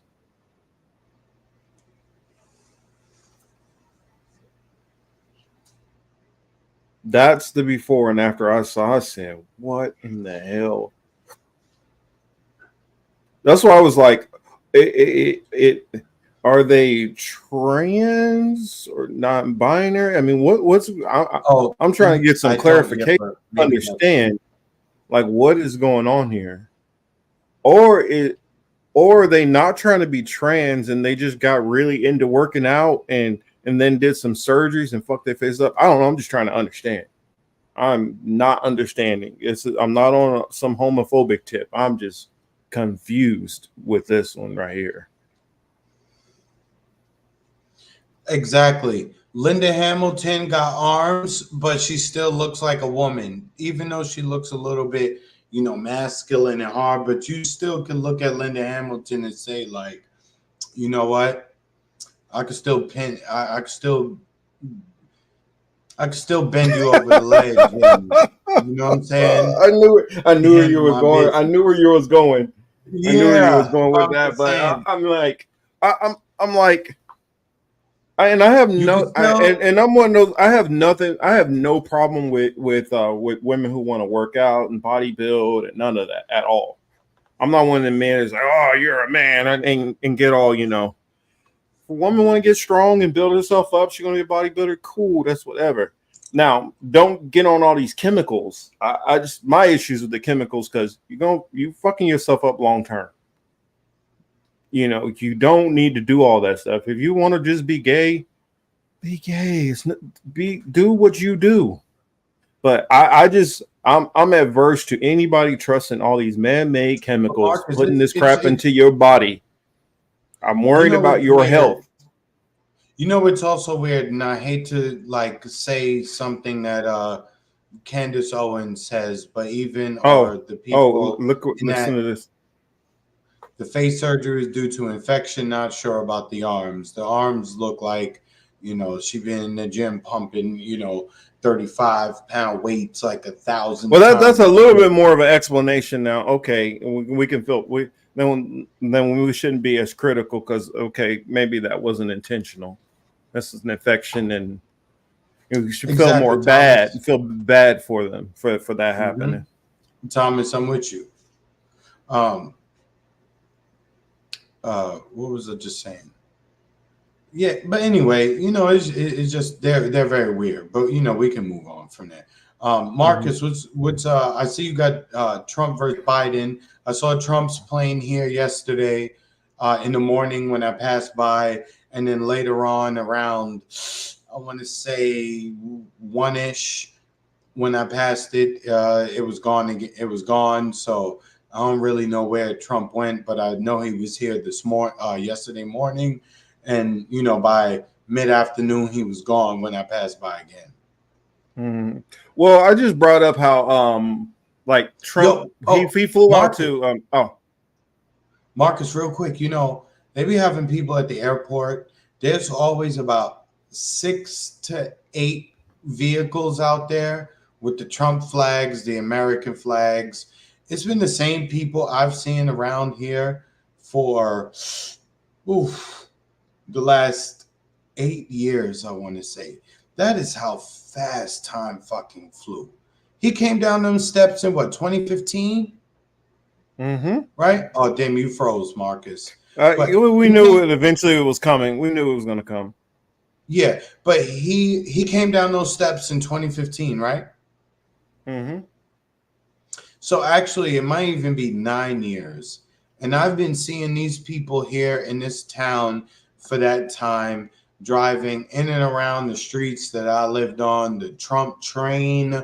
Like it's several cars in a row with the flags and the horns and the loudspeakers and the fucking flashing lights and all that. Like they are really still like pro Trump. But these are the same people, though. I've had conversations with them. They don't even really know it's me they're talking to because they've literally been across the street from my place. When I walk out the house, I see them outside my house. So I've had conversations with these very same people, right? And around the time of COVID, when I was talking to these people, they, COVID this, COVID that. And I'm like, yo, but your homeboy, he signed off on all this shit. You can say all you want, but warp speed and all that, that's him. That's your daddy. Yeah. They can't. Asking that question causes overload. So they would just rather not choose to deal with it.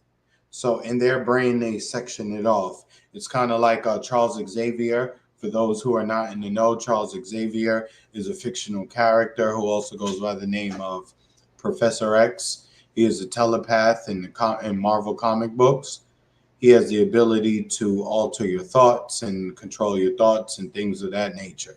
So for these Trump supporters, it's as if Professor X, they were so against COVID, the lockdowns, and every aspect of it.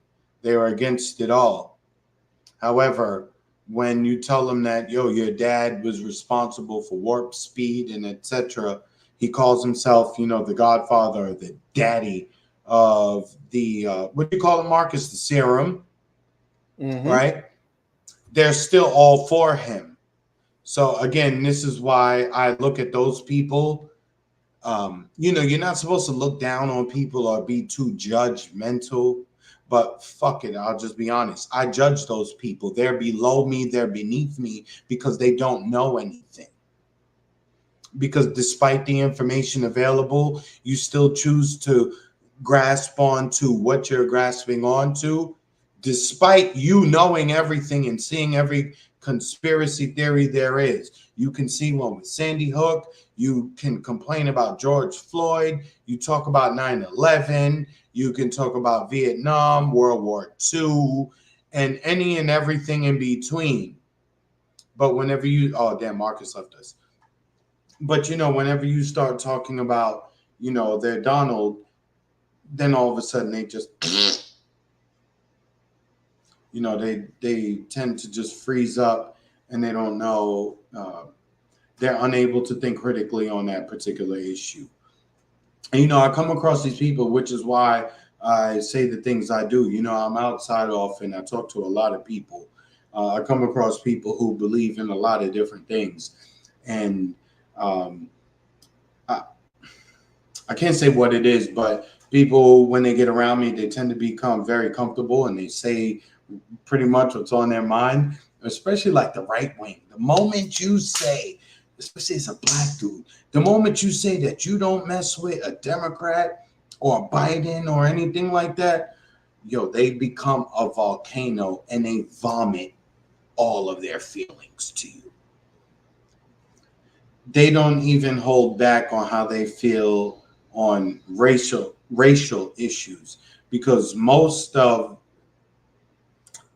us who they come across who agree with them, they would be like the Dom Lucas or them twins, or who else? Anybody else you could think of in the right wing space, right? They would always think that you're like them. So they go ahead and volunteer a shit ton of information. I just stay quiet. I don't really say anything, because for me, I really enjoy receiving the information, right? So I don't have to say anything. My homeboy was like, "Yo, motherfucker, you like an agent."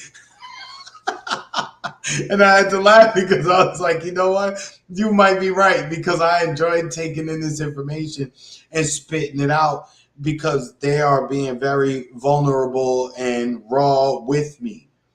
So I know how they think, I see how they move, etc., etc. But I don't volunteer any information. They're making assumptions based on the minimal bit of information that I have provided, but they don't truly really know. But look, I'm gonna keep it a buck. They really don't want to know how I feel, because these very sensitive people would be very sensitive about how I feel, right? I clearly I can hear how they feel, and they think, I'm one of these self-hating niggas, as they would say, self-hating Jews, right? Any Jewish person who says, like, I'm not a Zionist, they always call them a self-hating Jew, or anything like that. So because initially I don't say anything in response, they figure like, oh, you one of them who probably hate your own kind. Little do they know, I got a motherfucking father. You understand? Like, who put me on to a lot of game. I would never feel uncomfortable being in my skin. You understand? However, I know the situation I live in, and as I'll reiterate what I just said prior, I want the information. So I'll just sit there like, oh, damn, yeah. You're right. You got to hit them with the AI. Not artificial intelligence. You got to hit them with the AI, acknowledge and ignore. So you acknowledge some of the things you say, and you ignore the more ignorant things, because you're getting the information you want. Which is why when I say the things that I say, or I have the attitude that I have, it's because I know exactly who the fuck I'm talking about and who I'm talking to, and what your feelings are, what your opinions are. A lot of the time I could talk to people and let them talk, and I know exactly precisely where they got the information from. Oh, you watch a lot of Fox, or you listen to Alex Jones, or you listen to Shapiro, or you listen to Nick Fuentes, or you listen to Andrew Tate, or you listen to Tucker Carlson, or you listen to any which one. I know all of the talking points. I know all of the feelings, the microaggressions, the macro shit. I can tell all of it, because those people are very bad at being able to fully mask themselves and what they feel, as opposed to people like us. A lot of time our income let's be honest, a lot of time our income, let me repeat that, a lot of times our income depends on us being stupid, not realizing things, keeping our mouth shut, not really saying too much. Because the moment a nigga like me decides to tell you the shit that I know, they would be highly offended, right? So you have to be, it's a certain line you have to walk. You know what I'm saying? Where you people like Marcus and myself, because you can make people feel very uncomfortable. And when it depends on how you pay your bills, you have to carry yourself accordingly. Because this is the society and the world that we live in. I hope none of you white folk get lost in that. And I hope all of the black people or non-white folk, I hope you guys understand what the fuck I'm saying, because this is a very real thing that people like myself have to deal with. Yo, Marcus, where you at, man? I'm right here. I was letting you do your thing. I had to come in on my phone.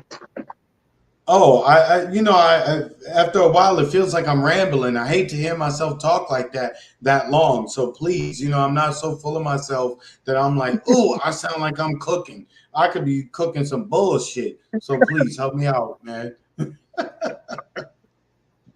But yeah, it's kind of funny. You brought up a couple of different topics that kind of gonna go there also. I guess I'll throw out this one last thing that is kind of doesn't tie into the topic, but while I was going into a little bit about the Trump and Biden and how Biden was flying into Michigan and meeting with like a black delegation and pastors and all that, trying to do his outreach to the black community. And then you had Biden, who was trying to do his thing, and you see the Billy Porter situation where Billy Porter is like bowing to him and kissing his hand, and a lot of people made a big stink about that. Which, like, I'm not voting for any. I'm not voting either way for. So it don't really matter to me. I mean, I was basically saying, on the Billy Porter thing, that demographic, the Gen X and above, have showed to be the biggest cheerleaders for the Democratic Party, because they have just internalized the feeling that we have to vote for the Democrats no matter how bad they are, because the Republicans are gonna, they're virtually gonna put us into slavery if they ever get into power. So I just kind of put how they're both pandering to the black vote right now, and neither one of them are going to do shit. But I just kind of figured that was something to bring up, tying in with the fact of it's all happening right with Juneteenth. Then you got, I don't know, did you see some of the stuff which I put in the chat, the research chat, where, man, X. I'm telling you, man, you finally see what I'm talking about, because you don't get a lot of this stuff in your for you, which I get. But Correct.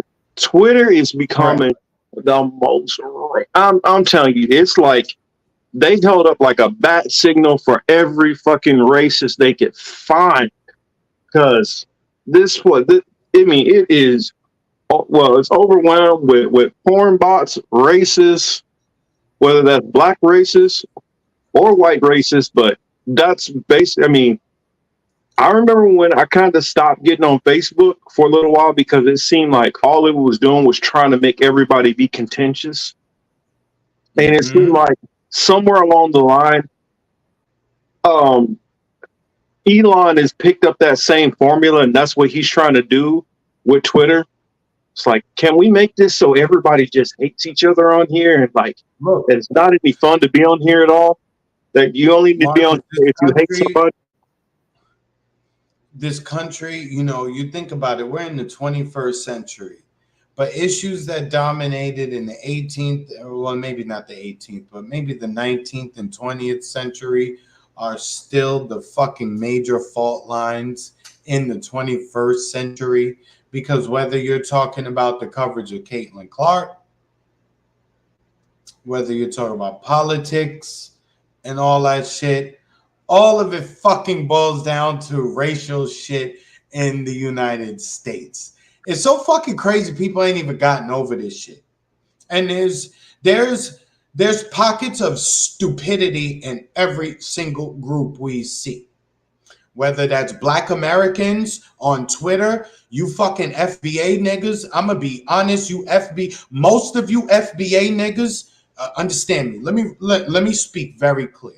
Because Marcus, you already know I done hit you about this mad times. So let me be very clear. I won't repeat this. Most of you FBA niggas, you are stupid motherfuckers.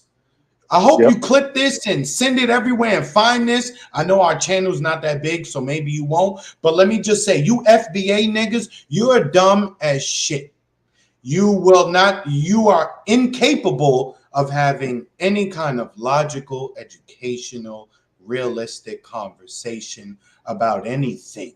You are literally the lowest of the low.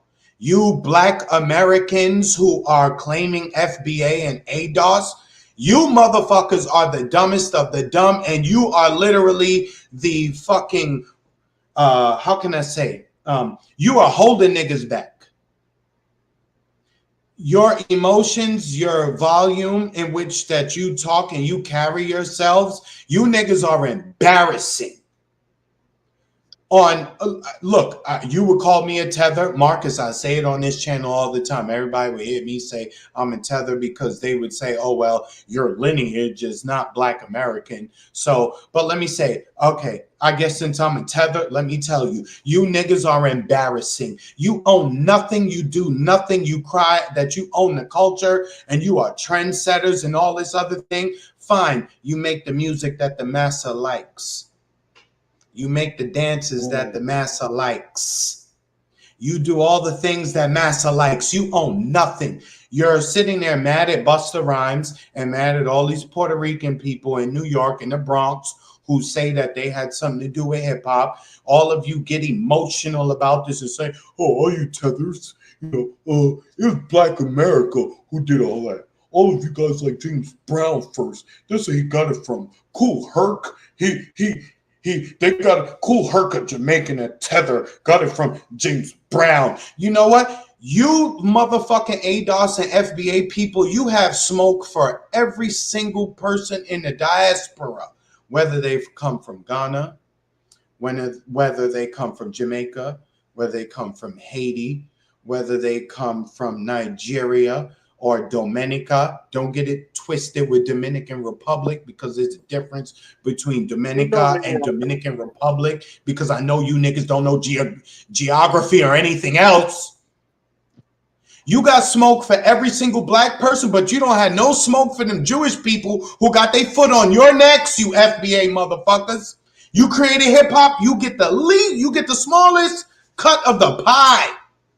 Listen to me. You claim you created hip hop, right? It all came from the sampling of James Brown and all this other shit. Yes, you are correct. But all you Bama ass niggas throughout the South, the Midwest, and the West, all you niggas who like, oh yeah, my lineage. Okay.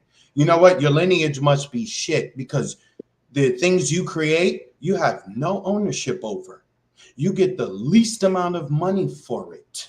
You have no claim on any ownership. And you run around here talking about how much you guys own the culture and you set the trends and all this other shit. Fine.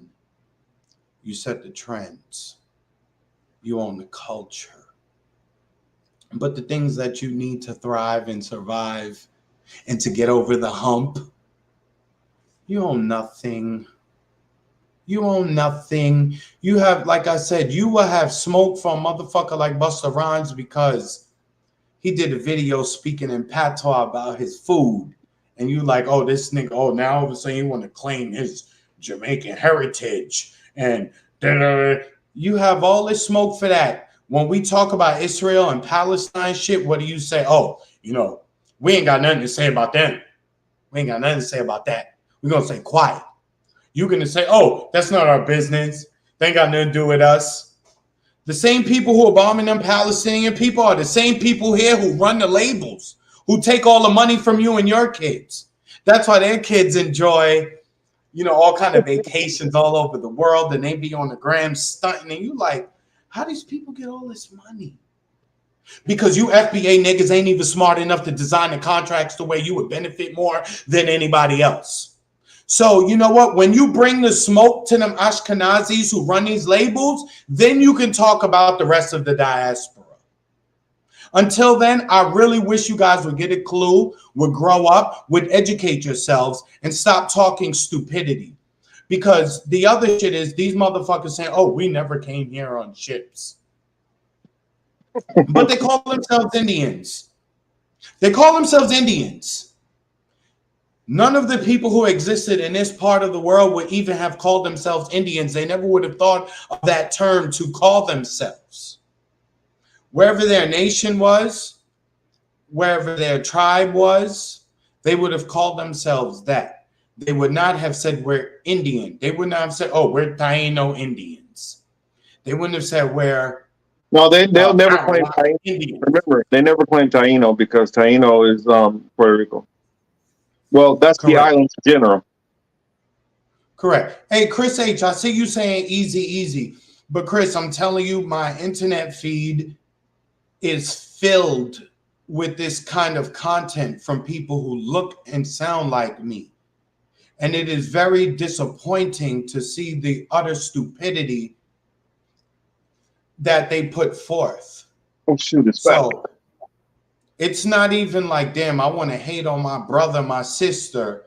But it's like, yo, I have tried with kid gloves to tell you guys, like, yo, be easy, chill. You ain't got to carry yourselves like this. You don't have to. You know what I'm saying? But they are loud and proud about it. Marcus and I were talking about it earlier this week. You know that little girl, the little light-skinned girl, Tyler, who's from South Africa? Y'all know the water, the water song? Make me sweat, make me higher, make me water. Y'all know that song. Anyway, damn, Marcus left, so I hate whenever I'm like that. Oh, he came back. Good. Yeah, I'm Marcus, back. you can switch it. I'll pause for a second. No, I wanted to hop in there real quick too on this. Oh, you said switch it? Yeah. All right. There we go. All right. Go. And I'll hook my mic back in a minute. But I wanted to tag in. I wanted to put up a hand. Like, tag me. Please. Go ahead. Sorry, I've been going off. Sorry, I'm on one because, as you know, you and I spoke earlier this week, and this is the same shit I was always on the phone. Well, this is my frustration. This is my frustration because you hit on the points. FBA and ADOS, and they're having some stuff right now with the Juneteenth and whatever. All these people online for ADOS and FBA, their major focus is on gatekeeping the community. You gatekeeping intangibles that don't relate into anything. Ooh, they need to check with us before they get box braids. They need to check with us before they do baby hairs. I mean, you common sense with this. These FBA and ADOS, y'all are worried about the only issues you have is reparations, and the rest is a bunch of dumb shit. And then you're not focused on the people. You're not focused on, for instance, that the Chinese community comes in and set up Chinese restaurants all over the place. Literally 50% of them hate us and talk shit about us behind our backs, whether that's in the Chinese restaurants where they'll throw a whole bunch of buckets of grease in there and serve it to us overpriced, or whether that's in the nail shop, beauty supply store, the beauty supply stores. And you guys have so much animosity towards the same people who went through the same shit you went through. You talk about, well, we built up America. Well, you know what? All the people throughout the diaspora, you don't think that they built up Jamaica? You don't think they built up Guyana? You don't think they built up all these other places? They all did the same thing. Nothing that you did is so much more unique. The only thing you can get credit for is that you had some cultural stuff. And you know what? After watching, whether it was the Jewish white man or the German white man or the Irish white man or the British white man, You have allowed another group of people to profit and benefit off of all those different things and haven't found a way to circumvent them out. But your major focus is if a Jamaican decides to call him and say he had a contribution to hip hop. It's just idiotic what your focus is on. That's like, I'm going to worry about the person who stole $5 from me, but I'm not going to worry about the person who stole my house. Y'all thinking is so, I'm like, and then a lot of the ADOS, y'all are so America focused that when you hear one black person outside of the US who you're already antagonistic against them, you already don't like them, don't know nothing about them. And then when they say something that you don't understand, see, that's why we don't like them. No, you don't think that some of that comes because they see how you guys talk and act about them? A lot of these people don't realize when you talk about like colors in South Africa, because of how apartheid was, which apartheid just ended in the fucking 90s. Just ended in the 90s. Many of us were alive and old enough to actually remember apartheid. They had to, like, they literally have generations and generations and generations of people who were mixed that can only marry other mixed people, and that became a category of people. It's just like the same thing if you were from the Dominican Republic. There's a certain category to even what percentage of black you are, plus the percentage of indigenous, plus the percentage of European. There's 16 category groups. Now, what a lot of FBA don't understand is most of these people who grew up in all these other areas, they have different ways where race is treated in different other places. And you know who the person who's setting these bylaws? White people who you don't ever even focus on and complain about. Mm-hmm. They're all dealing with these same different forces pressing down upon them and you and other people, but yet you focused on, let me kick the person who's at the bottom down right next to me. It's like saying, you know what, I work at a job and my major gripe for me not getting paid better at this job is the dude who's working next to me. I'm not going to get mad at my boss for not paying me enough or not paying me fairly. And that's my problem with the whole FBA crowd. And then, okay, cool. You're going to opt out of voting. And I agree with that. Voting is going to get you nowhere. But then at the same time, we're only 13% of the population, 14% of the population, whatever, maybe even less. And how much of that is so-called Black American with two parents who are both Black American? What percentage is that? So you're telling me that by getting down in lower in percentage, so once you get down to like 5% of the population, then you're going to be able to actually really mount your forceful challenge to get all the things that you feel are owed. Ask the Native Americans how that's working, seeing as they're about 4% of the population. Numbers do matter, but when you're focusing all your animosity and hatred and anger towards other people who are down at the bottom, it's just idiotic. That's like me saying, you know what? I want to be mad at all the white people in the trailer park. They're the ones who are really holding me down. It's not the white dude who's on Wall Street. This is my problem with the FBAs and all that. Y'all focus is on the wrong shit. And it has always been on the wrong shit. That's why y'all not getting any fucking where, and that's why you're not going to get anywhere. Your focus is on the wrong shit. And that's the reason why I put in there the status of Black America right now. We're at a point now where the Biden, who needs Black people more than anything, and the Democratic Party has had Black people more than anything, is now at a point where you actually could leverage power to at least get something out of them. But you're not doing that. You're going to just go for Trump because you think you might get a check. Because during the pandemic, they were passing out checks. And many of y'all are dumb enough to think that that's going to happen again or something. I mean, plus, I said for the longest, and this is an embarrassment that I've had with the Black community, we pay no attention to any kind of politics or nothing. We care more about what happened with Krishan Rock or whoever, all these other people. We care about all this other shit, and we don't pay attention to the shit that affects our fucking pocketbook. Mm-hmm. That y'all worried about, oh, well, this tether this and this tether that, and oh, they trying to pretend they were part of hip hop.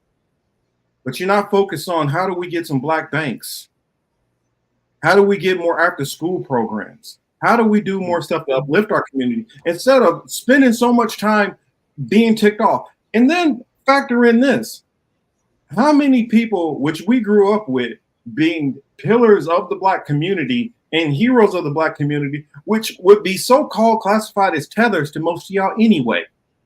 You don't even realize, like Marcus Garvey, how influential they were in the black community and how much they pushed and fought for the black community. That were the leaders of the black community. He was just a tether. He didn't mean well. You know, he never went to Africa himself. So, you know, he was fronting, you know what I'm saying? He was whack. He was trash. You know, that's why I wonder how much of this is like maybe bots or CIA or some kind of it could be CIA infiltrating or the some community. kind of alphabet agency or some type of alphabet agency behind the highest levels of ignorance that I see. But I'll be quite honest, and I hate to say it, that some of the commentary seems to be legit from, you know, just regular people. The commentary doesn't because they're influenced by stupidity. Because they're influenced by other stupid people. That's why. Within the black community. That's what I'm saying. I see the comments from people, even I follow on other things. Whenever that comes up, they sometimes agree with it, and I just be like, "Damn, did you just wake up and just see that while you're sitting on the toilet peeing or taking a shit or something? Did you just see something and just like just because, or you know, or did you see that? You seen the one I sent you, Chris? You seen that one I sent you, that Nas one, where you literally are calling yourself Nas Escobar. You don't like Hispanic people as it is, but you're going to call yourself Nas Escobar. And then on top of it, it comes out that your father's a Nigerian. But you spend all your energy focused on going at Africans. Why didn't they give a Black American this role? And it's like, y'all are the reason why we're getting nowhere as a people. How can you, in fact, how can you even be, an enemy doesn't have to like you, but they can at least respect you. And a lot of times you have respect for people that you can't, that's your enemy that you don't like. How can you have respect for people who spend so much time infighting that you're not getting yourself anywhere? You're not policing your own community. We're not policing. You got half the community that a lady will decide to give a mock strip club party for her like 5-year-old, and y'all think that shit's cute. There's so, I mean, I watched the FBAs and all that just do some of the dumbest stuff ever, and then like you'll have the nerve to a Dr. Umar, what is it, Dr. Umar Baratunde Johnson or whatever. You hate Pan-Africans. I remember them. I mean, I don't get it. You'll sit there and beef on different people who they decide to lay down with, but yeah, you'll run around and go knock up Black women and not stay with them and not be a father in the home. You don't time. More of a problem that you just getting Black women pregnant out there and not staying with them. And also, get your damn school built before you say anything else. How about we get that school built? Until you get that school built, you don't need to say shit else. Sorry, I mean, Chris got me fired up. This is part of what we were talking about earlier in the week, because you see all of this all over the place. You look at, it's gotten to a point where the Trumps and the Bidens, Democrats and Republicans, they don't really need our vote. They don't. Neither one has felt the need to have to try to appeal to us anyway. And people say, well, why should you have to appeal to the Black community? y'all trying to tell me that Trump is not appealing to these different white communities? He's not appealing to evangelicals with the different stuff about abortion, that he's not appealing to the people who are against the immigration stuff. He's not appealing to all these different other demographics. You telling me the Democrats don't appeal to the Asian community when they do these money for anti-Asian violence? They appeal to all of these other different groups. They don't appeal to the black community because they don't have to.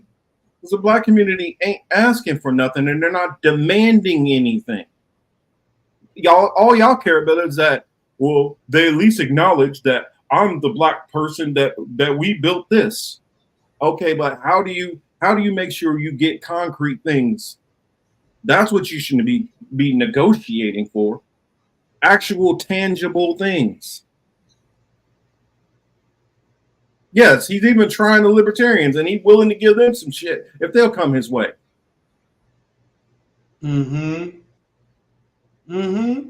Nobody. Yeah, sorry. I mean, I just get frustrated when I see aspects of my community, which is trying to do good, trying to be intelligent, trying to be smart, good fathers out there in the home, strong homes, that they're raising up their kids in a respectable, honorable manner, that they're putting money aside for college, that they're shooting to be an asset to society, not only the black community, but to society as a whole. I mean, I went on Savvy's show and we talked about the young woman who's going through that discrimination, who's a scientist, with her boyfriend, who's a scientist. But yet, we're not even focusing on trying to uplift these voices. All right, it's good to see you. We're not even focusing on uplifting more of these people who are doing that. More teachers, more doctors, more lawyers. We're not focusing on any of that. We're focused on whatever black celebrity gossip that we can get into. Ooh, Cat Williams said this and that. And granted, the Diddy stuff is a story. True. But it's too many people in our community that's the only thing you care about.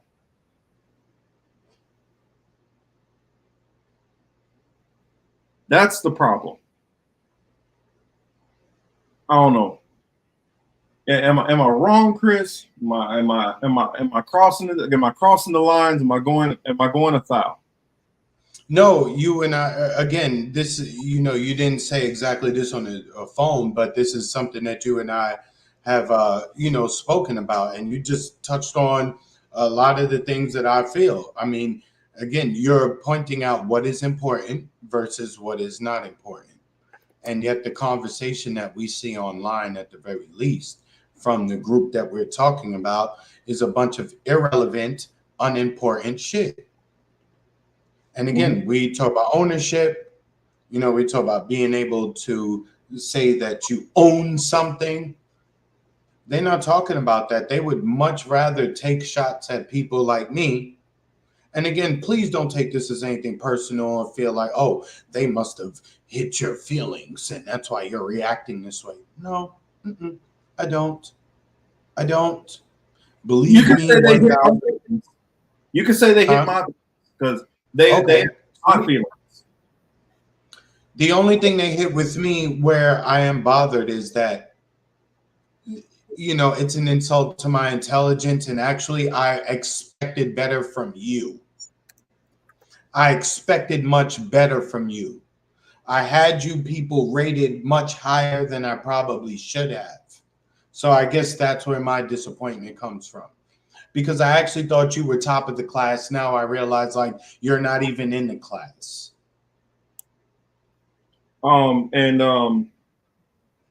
Let's see.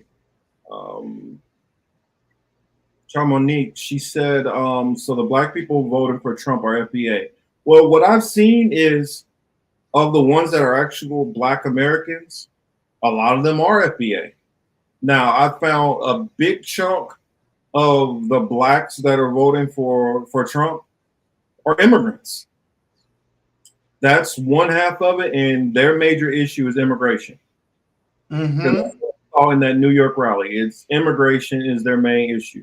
And I get it. If somebody feels like they sat in the country for 15 years to get over here, and they got over here, and they watch somebody come in, you know, and break all the laws, I can get how somebody can feel some type of way about it. But the issues that we're having, and yes, Lucas is FBA also, and I do like some of the stuff Lucas says. Some of the stuff bothers me. They do a whole lot. Oh, see, that's that black and brown alliance that you're talking about. How many videos can we find where black people are shooting other black people? I hate to bring that up. I hate to talk about that, but we got a problem being safe from each other in our community. And so the one time you find one brown person who is saying some ignorant, stupid shit, see, that's why you can't trust none of them. And that's why, to me, it almost seems like either there's a lot of mass confusion here, or black people have gotten so paranoid that everybody is the damn enemy. And if everybody's the enemy and you have no allies, how the hell can you win in this situation? You're basically you're basically cutting your own self off at the knees, saying you think you can do it with no allies. You haven't been able to do it with a unified black community with more people and more resources, and you think you're going to be able to do it now with less? That just it doesn't make any sense to me.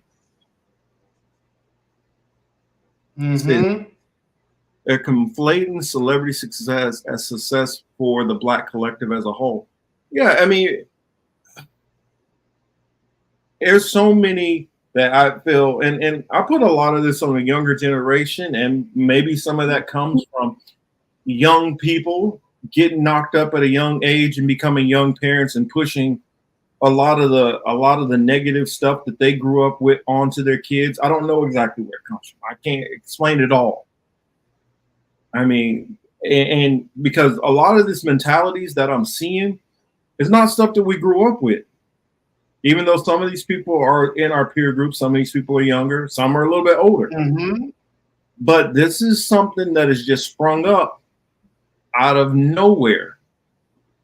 And to me, it almost feels like it's being engineered. Now, I don't know how many of these people.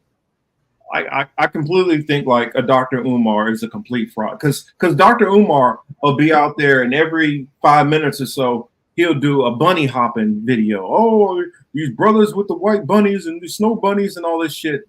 But yeah, he ain't got no smoke for the divestors. And for those who don't know what a divestor is, there is literally a category of black women who say they do not mess with black dudes anymore, and they only want to mess with a white dude from now on. That has become a new thing. That's what they're doing. Just like the so-called passport bros. And Dr. Umar only care about going after black men. He has nothing to say about the black women who are doing this. At all. Marcus, I'll be right back. Mm-hmm. And that's how you know something is up with this. Then you got the what's his name? Tariq Nasheed, which, I mean, all outside of making arguments for reparations and going after so-called tethers, and for somebody up there said they don't know what a tether is. A tether, according to their wording, is somebody who is black, but you're not a black American. That you have some kind of either you're completely immigrant, whether you're Jamaican, Panamanian, or I mean, whether that's African Caribbean, you know, or whether that's Afro Latino, whether that is an immigrant coming from the continent of Africa or even the UK. All of those people they consider to be tethers. Or even if one of your parents is what Jamaican or Haitian or Puerto Rican or Dominican, any of that, they'll consider you a tether. And then they also weirdly somehow, I don't know how it works with people if they're mixed and say they got one white parent. I don't really understand the whole FBA logic on that. But I mean, it gets confusing trying to keep up with their purity test, which they do to deem who's a credible FBA. But there's also no real follow through behind anything that they're pushing for.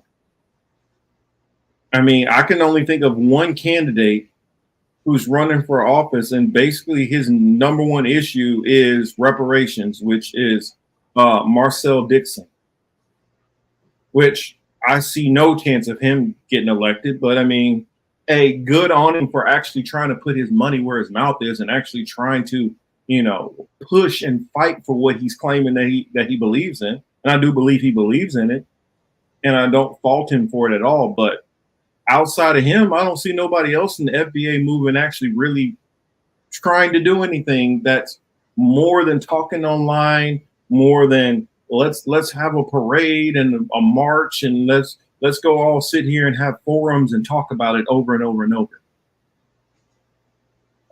Let's see. Our mayonnaise is powerful. Aphrodisiac. Oh, funny. Political matrix. It sprung up from places like MSTA. What is MSTA? And black churches and black colleges in Chicago. And yes, I said it before, it's infiltrated at the Tariq Nasheed levels. Yeah, I don't really know what MSTA is. And I never heard none of this stuff in the black churches I went to growing up. I mean, the black churches I went to were just about the church. They weren't focused on any kind of reparations and none of that stuff. So I don't know, maybe church is a little different up in Chicago. Thomas says, how did the FBA, Abo, and Hotep stuff get so bad today? These all used to be kind of separate movements, in a sense, but now it's all kind of gotten intertwined. Let's go back 8 years ago, it was probably 500,000 of them. Now it's millions of them. I blame Eurocentric brainwashing. Yeah, that does have a lot to do with it. More people have found that a lot of the Eurocentric imagery, which they've done, whether it's been from trying to whitewash Egypt to whitewashing North Africa to whitewashing even stuff in Europe, has led to a massive distrust, and even some of the whitewashing, even into some of the Native American circles. I believe it's overblown, their understanding and the amounts of all this stuff, and then it just kind of evolves into, well, we were just all of it, instead of trying to figure out, okay, what percentage of this is true, because all the stuff they're saying is not 1,000% wrong, not 1,000. And in all honesty, with every lie, there is degrees of truth in there. That's the reason why it's able to be a lie, which is convincing, because it has to have some kind of forms of truth in there. Like I would say, out of indigenous or so-called Native Americans, I would say of ones which look that you can say phenotypically black or complexion black, I'd say at most, well, we're talking maybe 10%, maybe 10%, maybe 15%, not like some of them which believe it's like 98%. But I do, and some of that is just because, and honestly, if you take some of the Native Americans and you flipped it back to a couple hundred years ago, when everybody's outside all the time, the Native American population being a lot darker than it is. And then you factor in how some of the Native American tribes mixed with Europeans, and that started to lighten up the skin too. So it's a lot of pseudo science and laziness of not actually studying. And a lot of this is the people who have risen to the heads of these things are all pseudo intellectuals. A lot of these people didn't actually study any of this stuff at a serious level and really go through and try to become an expert in what they're talking about. It's I got an idea that this was wrong, that's wrong, and then they formulated a whole belief system and doctrine on faulty pseudo information, some correct, some wrong, some overblown, some misleading, and just came up with their own conclusions from that. Yeah, I don't see tether. I hate that term tethers. It's pretty ridiculous. Yes, it You know, is. it's a lot of hatred too in there, definitely. But you know, as you being a person who has ears to hear and eyes to see, if you know what I'm talking about, it talked about in the good book about that that you have an evil eye towards your brother. That's for me. When I listen to a lot of these people talk, they just prove to me more and more about the Bible being true, because my gosh, they I can sit there and read all the stuff that they talk about and read it, boom, boom, boom, boom, boom, a scripture for every single thing that they talk about. Exactly. Mm-hmm. You know, Marcus. Yep. You know, again, I just I feel bad some of the time, but because they're so offensive with the things they say, I don't feel bad. You know, the hardest thing to do is to not sound like the white folks who just hate on black people and just cite certain things. You know what I mean? I won't do that because my level of ignorance, I will not allow it to match their level of ignorance. You know what I'm saying? So I will not use any of their talking points to, you know, harm people who I most offline, who I always get along with. All my black friends, my black American friends, you know, let me be careful and, you know, delineate, because, you know, that's the fucking word they just learned. Delineate. That's how you must delineate lineage. You know, anyway, the ones online, the loudest ones online, the largest accounts online on Twitter, they're pretty much the dumbest ones on Twitter. And a lot of their followers, I know they mean well. I know they want to feel a part of a larger community. I don't disparage you from wanting to feel that, but I do take shots at you for falling into the dumbest group that you could fall into. I mean, it's not even like, I get how you can look at things and maybe be wrong about your overall conclusion or thesis on stuff, but some of this stuff is just idiotic that I see out here. And there's always been a strain of that in the black community, but you know what? There's a strain of idiocy in all different groups, whether it's the black community, Asian community, white community. We all have our idiots. It's just the problem with the black community is our idiots somehow get to be the leaders more often than not. That is the problem. And I'll argue it has a lot to do with, because of this is how the society is, and some of the people at the tops of the society hate us more than anything. They'll pay good money to take the weakest link and the dumbest of our community and put them in the head. And because there's so much distrust in the system, rightfully so, it makes it easier for more black people to fall into whatever charismatic idiot that they can find. Mm-hmm. Mm-hmm. But that's all I got on that one. You got anything else on that topic? 'Cause I got one more topic for you. No. I don't. You know, obviously, sorry, I kind of derailed it by bringing that up, but you know, obviously, I was planning on bringing this up. no, but I'm just saying, you know, you and I both felt very strongly about that particular topic. You know, from whether it was from your angle, from your side of things, or my side of things, that was something that both of us felt a way about, because the things that we were seeing weren't really. It wasn't making any sense. It wasn't making the community any better. It wasn't amplifying anything that you need to know. It wasn't providing you with any information that you needed to have to progress. You know, it's all very regressive instead of progressive.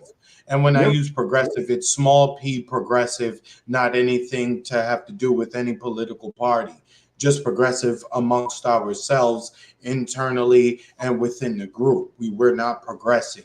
So, you know, I just want to make sure that I have no beef with the people in that space. Matter of fact, none of the people in real life who I know, because, you know, some of the conversations I see online, I get offline and I call the people, I talk to my people. Yo, son, what you think about this? What you think about that? What you think about this? None of them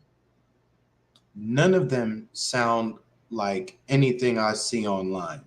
So now I have to consider how much of this is actually legitimate, how much of this is propaganda, and how much of this is just you people are stupid.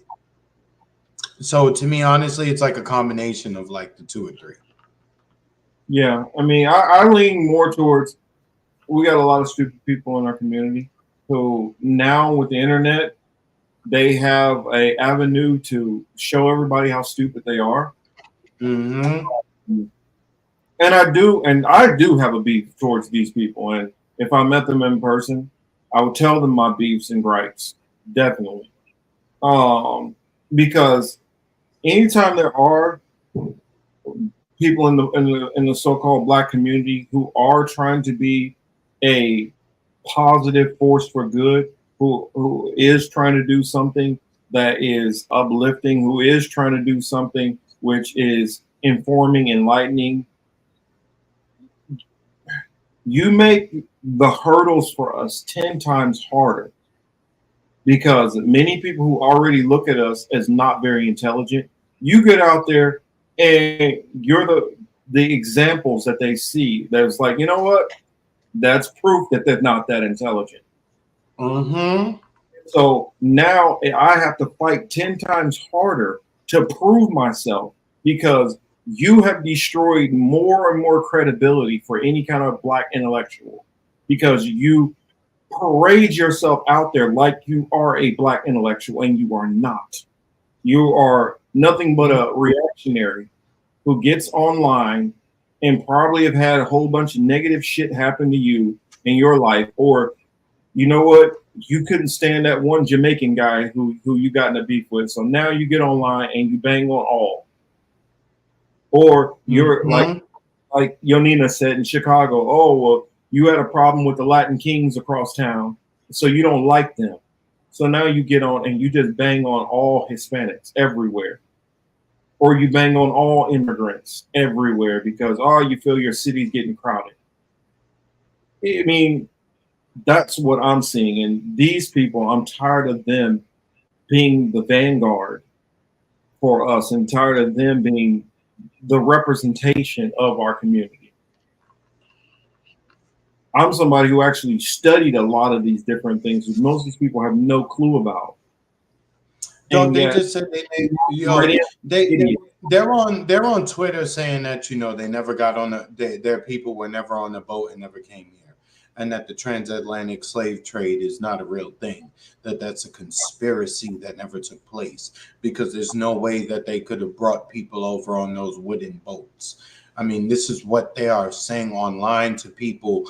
And, you know, it's one thing when it's amongst your circle offline in the house. You can keep that stupidity to y'all.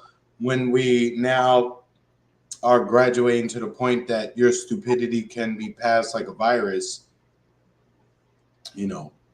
Well, and you know, a lot of the FBA and you know what? A lot of them FBA people was on that COVID shit too. They was about wearing masks. They was about listening to the rules. They was about all that shit. So all you motherfuckers is dumb as fuck. Shut the fuck up. Sorry.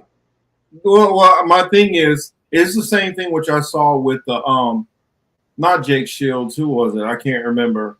The Stu Peters. It's the same thing. Y'all in one breath say, I can't trust these people, they're all liars, and then turn right around and then trust the very people you just said were all liars. It makes no sense to me at all. Like I watched a dude who was in the Navy who went to Australia, and because he met black people in Australia, it wasn't that, oh, you know, slavery or whatever pushed people all these different areas. No, what makes more sense is just all the black people were just everywhere always.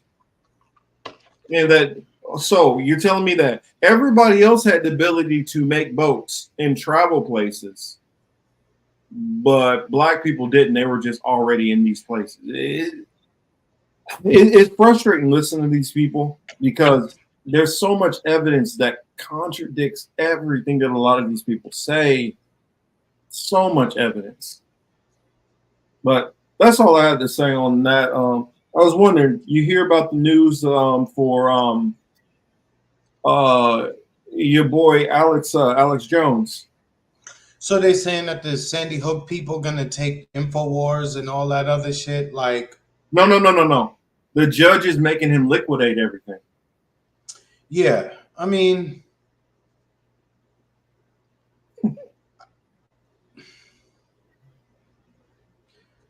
who knows, dog? Again, it's. I always felt Alex Jones was the person that they used to send the message to the white people in this country who would believe or follow up on any of the things he said.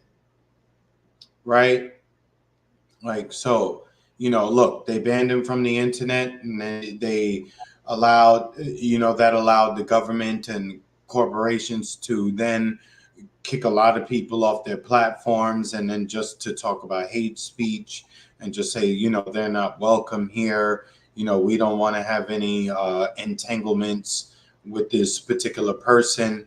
So again, now you're saying that because he said something about Sandy Hook and all of the lawsuits that came after, you're saying, again, it should really just make people look into the Sandy Hook situation, irrespective of any connection to Alex Jones. Just look at what happened there, and, you know, let your brain tell you what to think. Don't allow Alex Jones or NBC or CBS or, you know, UPN or WB or any of these networks, CBS. You know, don't let them Or the Daily influence Wire. yeah, any of them. Don't let them influence your thinking. Just look into it yourself and draw your own conclusion. Because it just seems as if Alex is somebody they are trying to use, not trying, that they are using to say, look, if you don't fully, you know, stick to it, this is how we will ruin you financially. Mm-hmm. I think it's just alluding to a level of crackdown that's about to come. And correct. You know, people are going to have to be a little bit more careful on how they word things and say this or say that, because if you do certain things, it's going to be that measuring stick of this person here who was big and had all this money and all that. We see what we did to him. We can do the same thing to you. Exactly. Said they tore down Sandy Hook School after it happened. Uvalde was damaged, and the McMartin preschool. Well, I'm not gonna go there. I'm not gonna go there. I mean, I don't know why they do any of the stuff that they do, and I don't think we're ever going to know. So, I mean, and unless I can have something that can lead me down a pathway of at least like. And don't get me wrong, y'all do know that I rock with conspiracy theories, definitely. But I don't want to throw anything out there without feeling like I got a bunch of bullets in the gun, you know.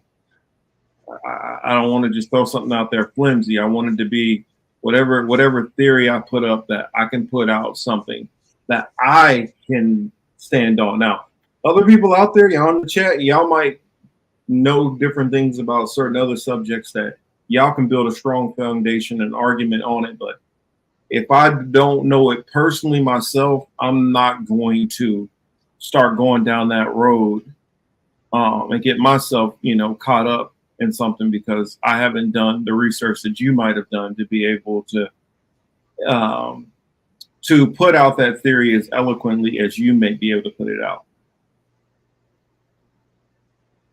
Mm-hmm. Correct.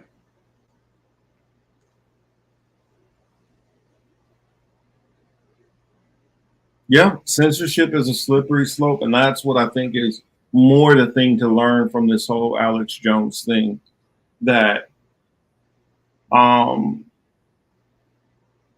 they always it always starts from something that is somewhat credible and makes sense, and then it's always used for other things from then on. And that's what I would always go with.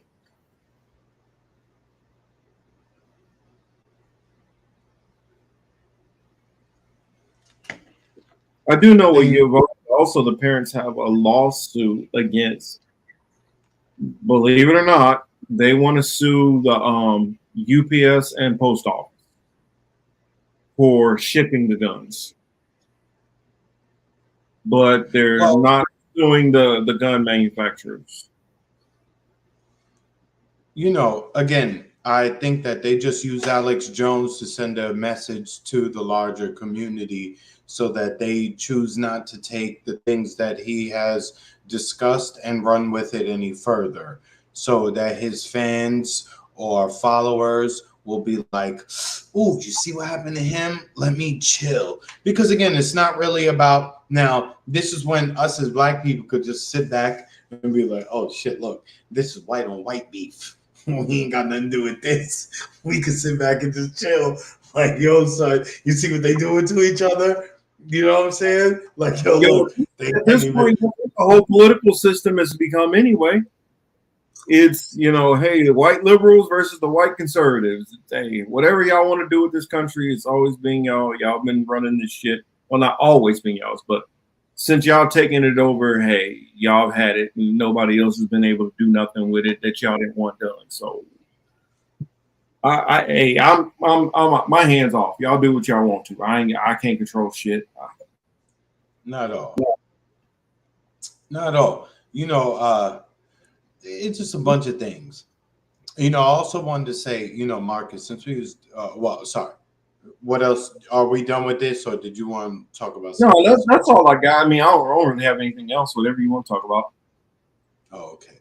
I just wanted to say, I'm into sports.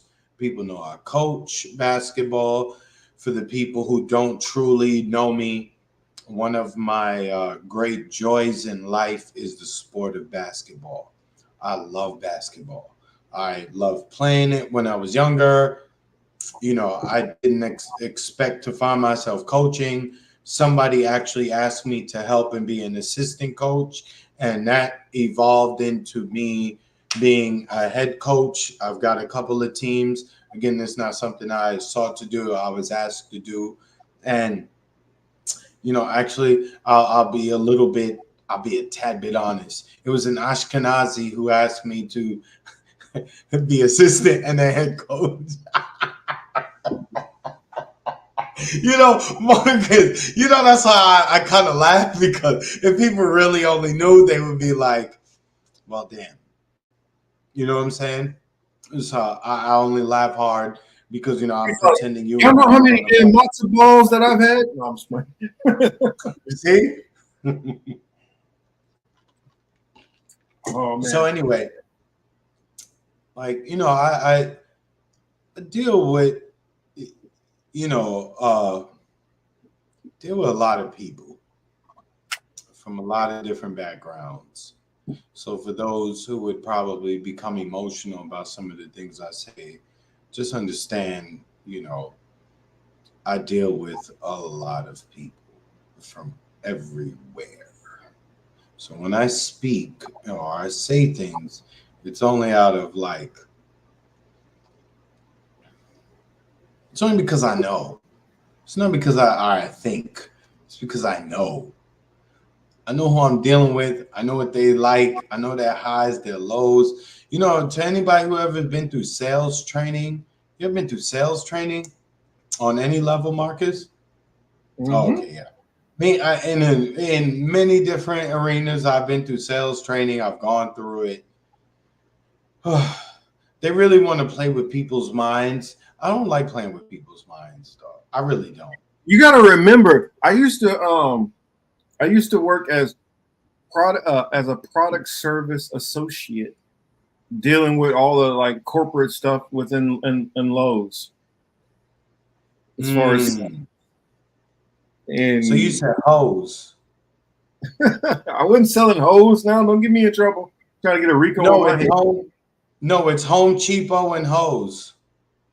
I worked at both of them. So yeah, see, Home Cheapo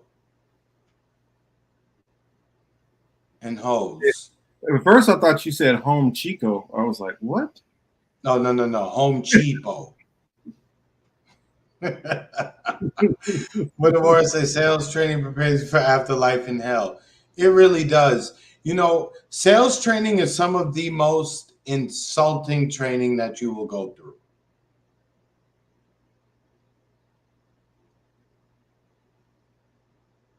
Mm-hmm. It really is. Because if you come from a certain socioeconomic background and you know when people say, no, I ain't got it, you know that means they ain't got it. And you're telling somebody who's listening to your call on the phone or your pitch in person, they would tell you, oh, maybe you need to say this or say that. Da-da-da-da. And you're like, nah, the person spoke to me for real, for real. They said they ain't got it. They're only in there because they have no other choice and they're spending the money there because they don't have any other choice. This is not choice. Right? Yeah, Marcus. No, I mean, I know because I remember even like when I had to be on the register, we always have to focus on upselling and what kind of things can you sell along with this also. And we'd also have, okay, so we're going to make sure that we place these products in this area because as they come through the doors, we want the family to see. Oh, the TV? No, sorry, that was my phone. My bad. Yeah, my bad. Yeah, we want them to be able to see this when they hit the door, and also we know if they're able to see this, not brochure, but this placard or whatever, their kids are going to see that. It's going to get them attracted in. We could take them into this part, and then by putting these different things in all these other parts of the store, it's more likely that we can get more sales out of them. Yeah, the constant manipulations that you're always doing. It's a lot, but yeah, that's all I really got. I understand how they also try to market and sell to different demographics, and this person is an older male, and he looks like a veteran. Then you try to get him with putting on more of a masculine vibe, and if there's a woman that you're dealing with, you try to make sure that you're more calm and relaxed and you're more approachable. Yeah, I know all the different little tactics that they try to tell you, especially whether you're doing cold selling or warm selling. Which I don't know if y'all know the difference between cold selling and warm selling. Right. But for those who don't know the difference, cold selling is when you're selling to somebody and you don't know if they have an interest on this product or not. Warm selling is you already know that they're in the market for looking for certain things. So it's a little easier to sell them something because you know that they're already looking for whatever X product that it might be. Exactly.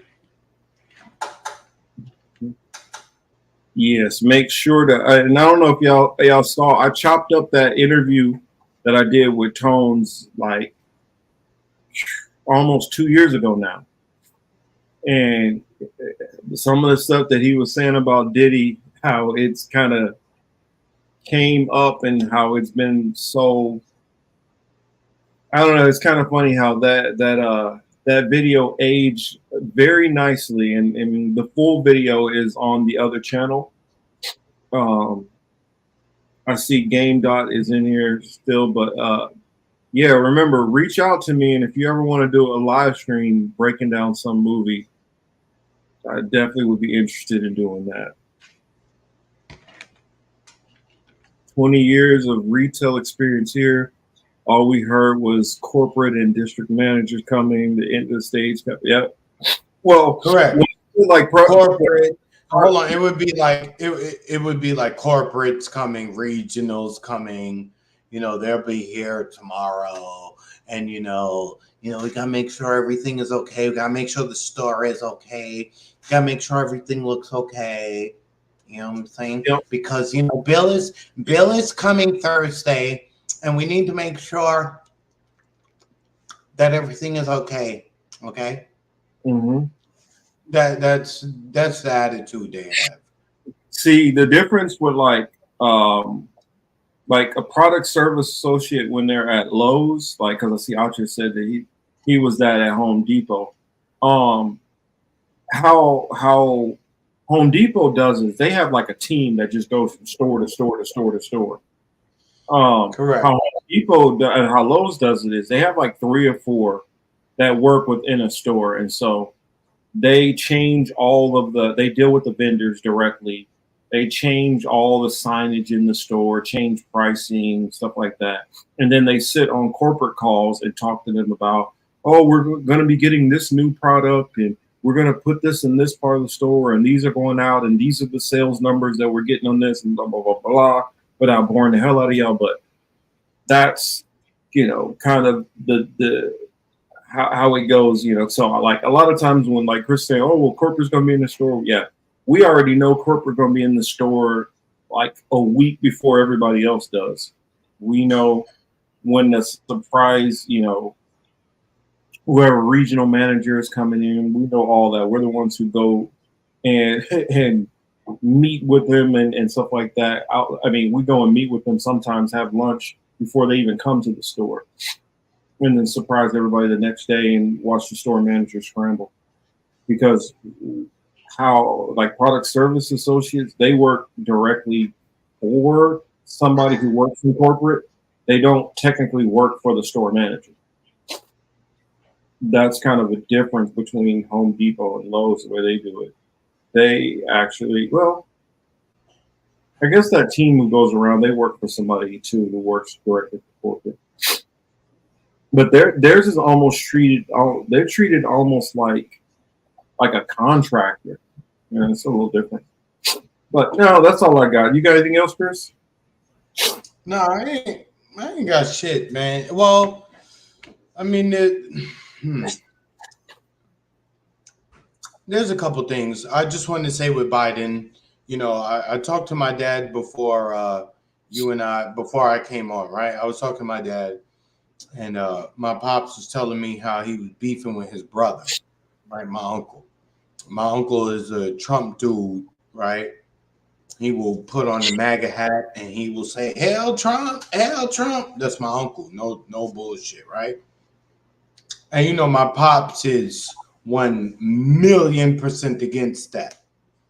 So the both of them, they beef with each other over it. And these are both New York motherfuckers. So this is on some New York shit, not so much like a national political, thing, right? So I had to tell my dad, like, why are you getting so emotional over his support of Trump? Because the comments that he makes about the Democrats not really caring about black folks, it's 100% correct. Not what Trump says. I'm saying what my uncle said. My uncle will say, like, the Democrats don't care about us. Da, da, da, da. So on that note, like, yo, Dad, he's 100% correct in that. It doesn't matter if he wears a red hat or not. At least on that front, he is correct. you know? And I'm saying, like, but you know, Trump is going to make them all look stupid. Why are you getting emotional over this? You should control yourself. You should control yourself and not get into arguments with people over this. Like in 2024, we knew what it was in 2015, 2016, 17, 18, and so on and so forth. I mean, but, you know, brother's going to argue, brother's going to get into it, et cetera, et cetera, et cetera. So I just want to say to people, remember, you do not have to become emotionally, financially, or any otherwise invested in any of this. You can step away from it. You cannot participate. You do not need to take a side. You can step away from it.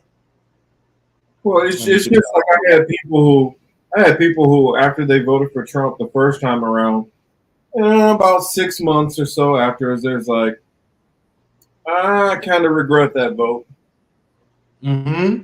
Whatever. I mean, do whatever you're gonna do. Yeah. I think the stuff that is set to happen is still going to happen regardless of who's, up to the plate. But do you? If you feel like you have some kind of agency in this system and you can affect something, then who am I to tell you to stop? Exactly. Mm-hmm. So that's what we got. Sorry, guys, for joining late, and I wasn't like, on my dean, as my Muslim brothers would say. But Aki, I'll be on my dean next time. I promise you. Yeah, I saw they were making a big thing about making Hajj. Oh, shit! They go Streets. Was Streets in the chat the whole time? Yeah. Oh shit! I didn't even see Streets. Yo, Streets, what's up, man? Streets is one of the homies that I always try to make sure that I always try to say what up. Streets was good, man. I hope you and your fam are okay. You already know it's all love over here on this side of Streets. Chris, you got to show this one. This is Father's Day, so I figure a good way to end out the show. That one from Hotspot. Oh, look, hold on. It's Father's Day, so this allows me to say this. Fucking kids.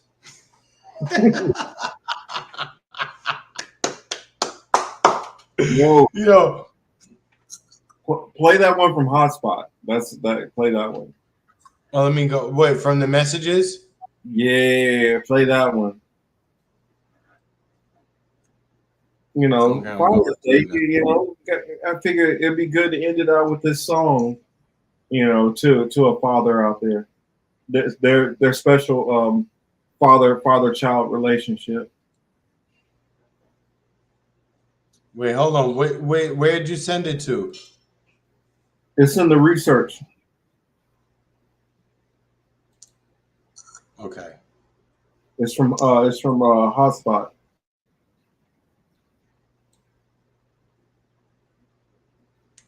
The last thing I see is from Yvette. No. Go up. It's above that. Okay. Bianca, Kendrick, and Wokeness. It's above all Eminem. those. Oh, Hotspot. Okay. Yeah. Because those, I was like, I don't know if I was going to show those or not. Those are just examples of how the hatred is so real and the racism on that platform. But I mean, I don't feel like I need to show up.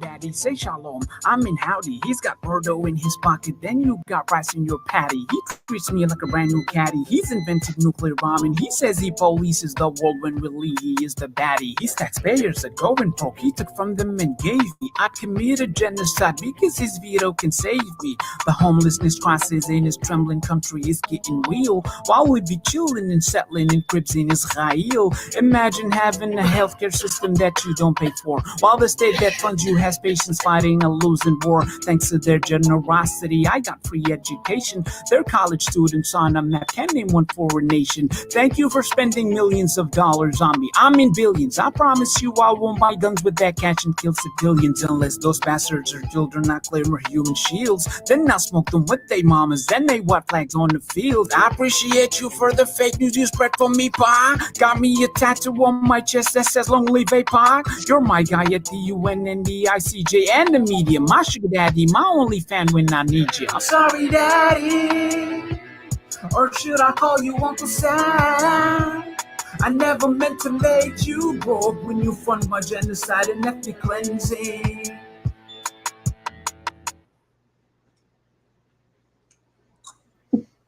I just thought that was fitting.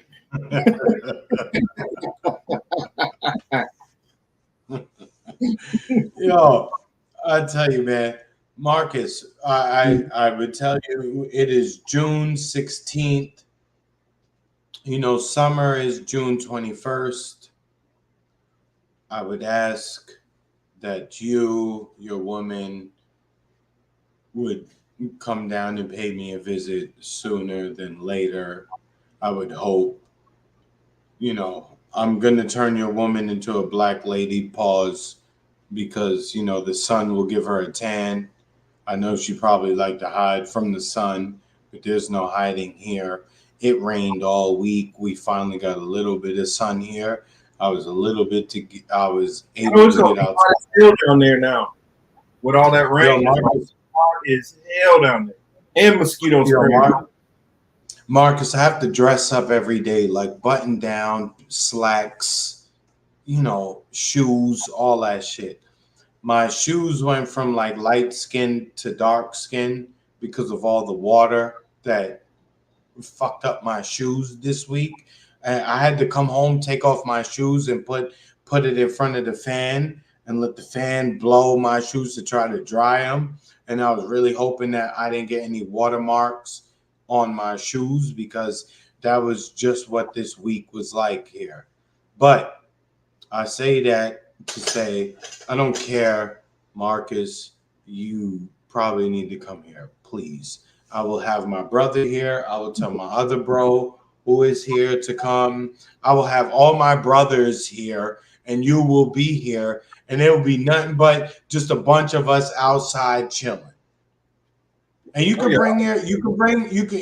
bring your lady too. She will be okay. We'll have a spot. We'll have a corner for her that she can go to. You know, I'm just joking, but you know, she would enjoy herself as well. So please stop wasting your time. Book the tickets. And I actually looked up. I was like, you know, I actually got to take like some throwaway days like next week or so because I'm like capped off on my time off balance. Yeah, either or, but just please, like I would love nothing more than for you to. It's so ridiculous how many hours I got of vacation. Like, and I told you you can stay with me, so you don't even have to worry about factoring in the money for a hotel or anything like that. You'll have a comfortable spot for you to stay. Trust me, there's no roaches here. It's not dirty here. It's not nasty here. It actually smells very good in here. Okay, it smells good in here. If my son is not here, then it doesn't smell like marijuana. If my son is here, it smells like incense. Okay.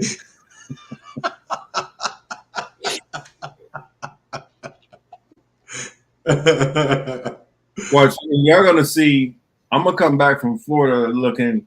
They really gonna be calling me a tether. Then I get down there. Oh yeah, they gonna be like, oh shit, he's an Negro. I come back looking like straight up like I'm from Nigeria or something. Yeah. Oh, they're gonna be like you. They're gonna excommunicate you from the community. They're gonna be like, they're gonna say, yeah, go with it. He going at us. He really a Nigerian. That's why. Marcus, they're gonna say, yeah, go with that light-skinned stupid nigga that you be talking to on your show, that side guy or that Lawson dude. They be like, yeah, go with that pussy nigga. That's what they're gonna say, but it's okay. You know, my skin is thick. I can handle the shots. You know what I'm saying? I was in the military. I learned you got to be able to talk shit and be able to deal with people talking shit. You do. You have to be able to deal with it. You see, but I was raised on the snap era. When we would get on the back of the bus in the morning for school, dudes would try to snap on you from your book bag to your shirt to your pants to your belt to any and everything. They would snap on you. So we had to be sharp with it. We had to be super sharp. And I kind of kept that same energy, my whole life, because I was one of them people who was like, man, please, I know you ain't talking. Like, you trying to get on me? Oh yeah, let's go. Well, I talk shit with the best of them. So that's what I'm saying. Correct. And I had a father. Most of them didn't have a father. So the moment I started hitting them on that note or something around that, then they would be like, oh, that they wanted to fight me. And they thought because I was light skinned and I didn't have any marks on my face that I didn't want to fight. But little did they know that I had no problem fighting until we fought. And then they realized, oh, shit.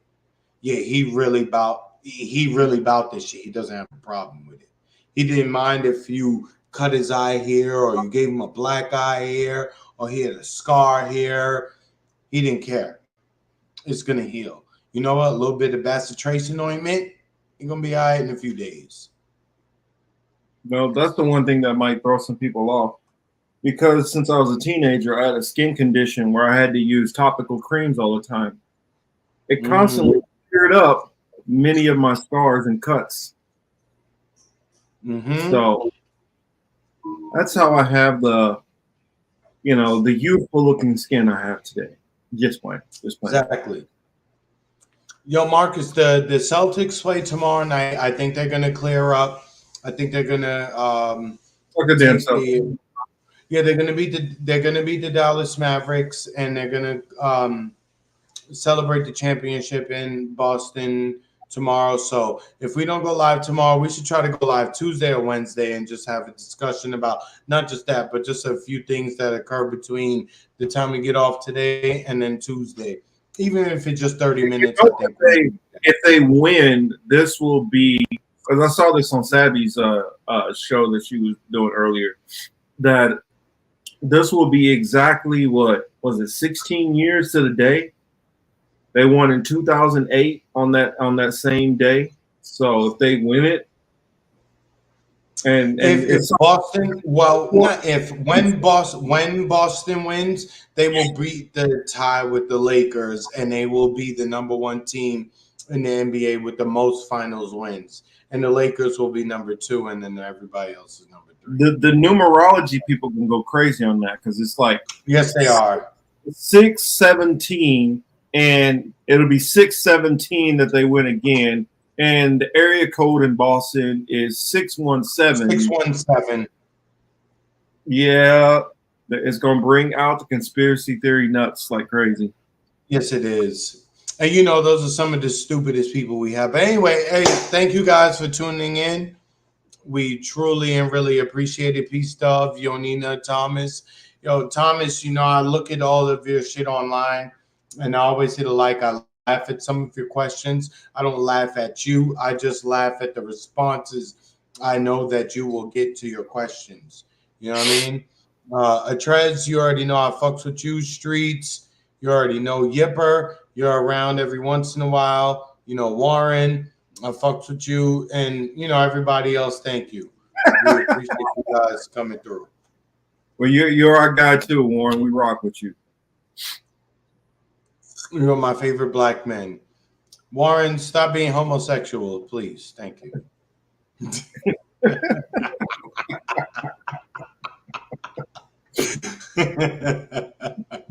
Anyway, guys, we out of here. I laugh at it all myself too. Jodina laughed at us. Okay, Yipper laughed at us. Thank you, guys. We appreciate you. Please don't take some of that shit too serious. We truly don't hate anybody except for them FBA idiots that we mentioned. Sorry, FBA people. We do have love for you too. We know Believe that you're believe it or idiots. not- We do love idiots. Believe it or But- not, y'all hear Chris talk aggressively. Chris really don't hate none of y'all. I do. Thank you. I hate Thank a lot you. of. Okay. I truly have hatred in my heart for many people. But you know, hey, You see, Marcus, they would never know that listening to me on here. But when you and I talk, that's why it's so funny that you say that. they don't know me like, oh no, he a real asshole. Like Chris, like he's joke around asshole, but nah, he's different. He on some different shit. Like I'm not gonna say, but some people I can walk past on fire, be eating a sandwich, be like, See? I mean, y'all don't.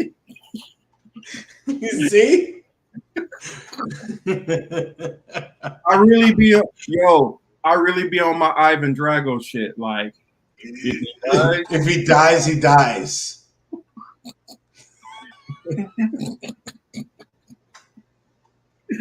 oh shoot, the cat is out of the bag. On that note, we'll see y'all again sometime soon. If we don't see y'all by next week, if we don't see y'all in a couple of days, we'll definitely see y'all by the end of the week.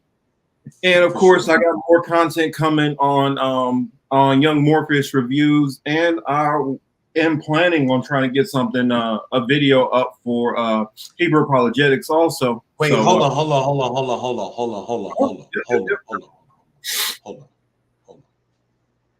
I do got beef with you. I'm gonna call you and we're gonna argue. We're gonna have we're actually, you know what? Today 617 talk about Boston shit. June 17th, Marcus and Chris got beef. This motherfucker gonna go review a kung fu movie and put it on without even calling me to tell me that he talked about the kung fu movie that I fuck with. Well, No. I didn't know. Fuck you, Middle America, LAS motherfucker. We got problems. It's a no spoiler review. I'm gonna do a main review soon. I'm gonna do a full review. That was just a non-spoiler review. Don't play with me if you're gonna do kung fu, wushu, and you don't call me. So we're gonna have a problem. We still gonna do the show. I'm never not gonna do the show, but just know I'm gonna be fake and pretend that I like you. For y'all that don't know what he's talking about Monkey Man. See, look, I didn't even have to say the name, and he knew it.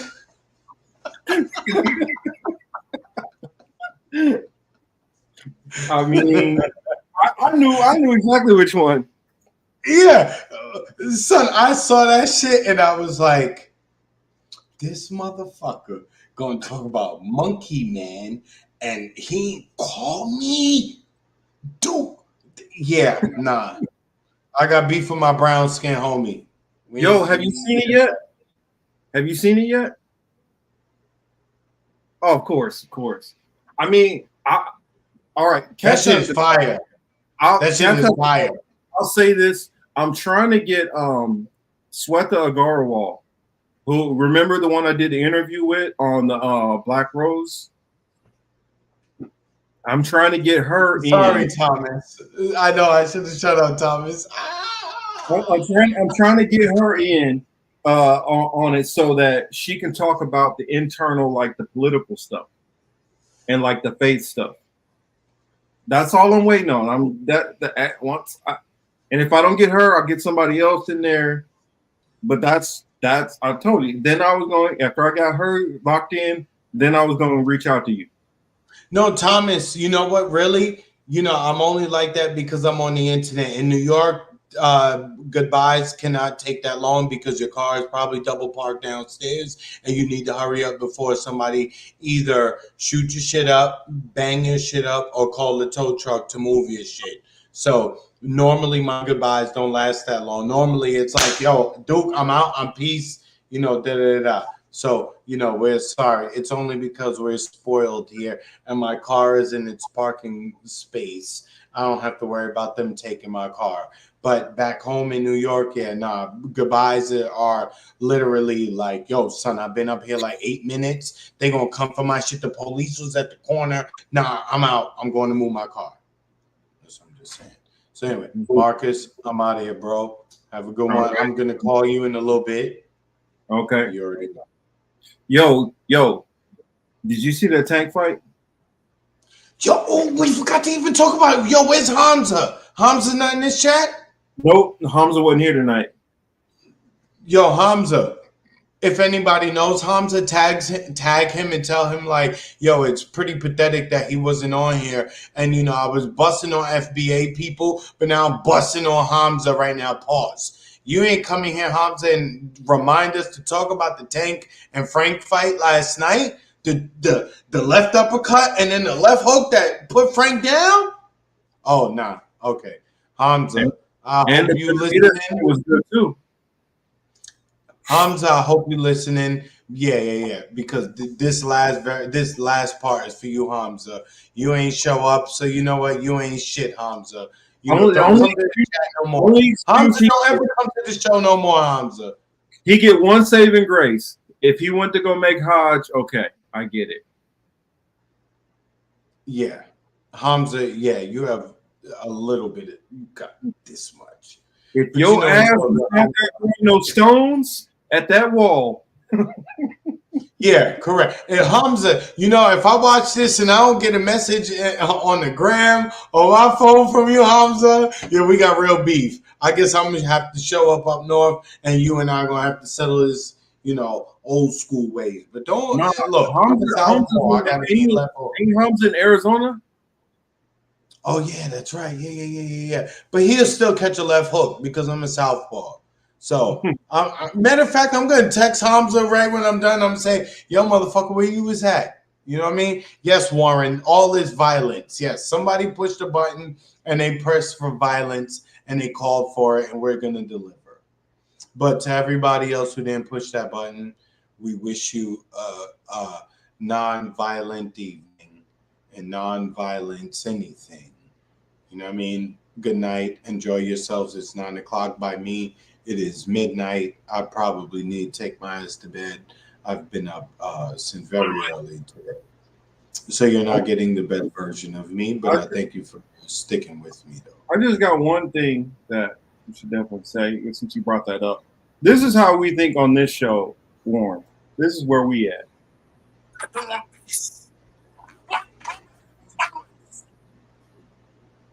You hear that?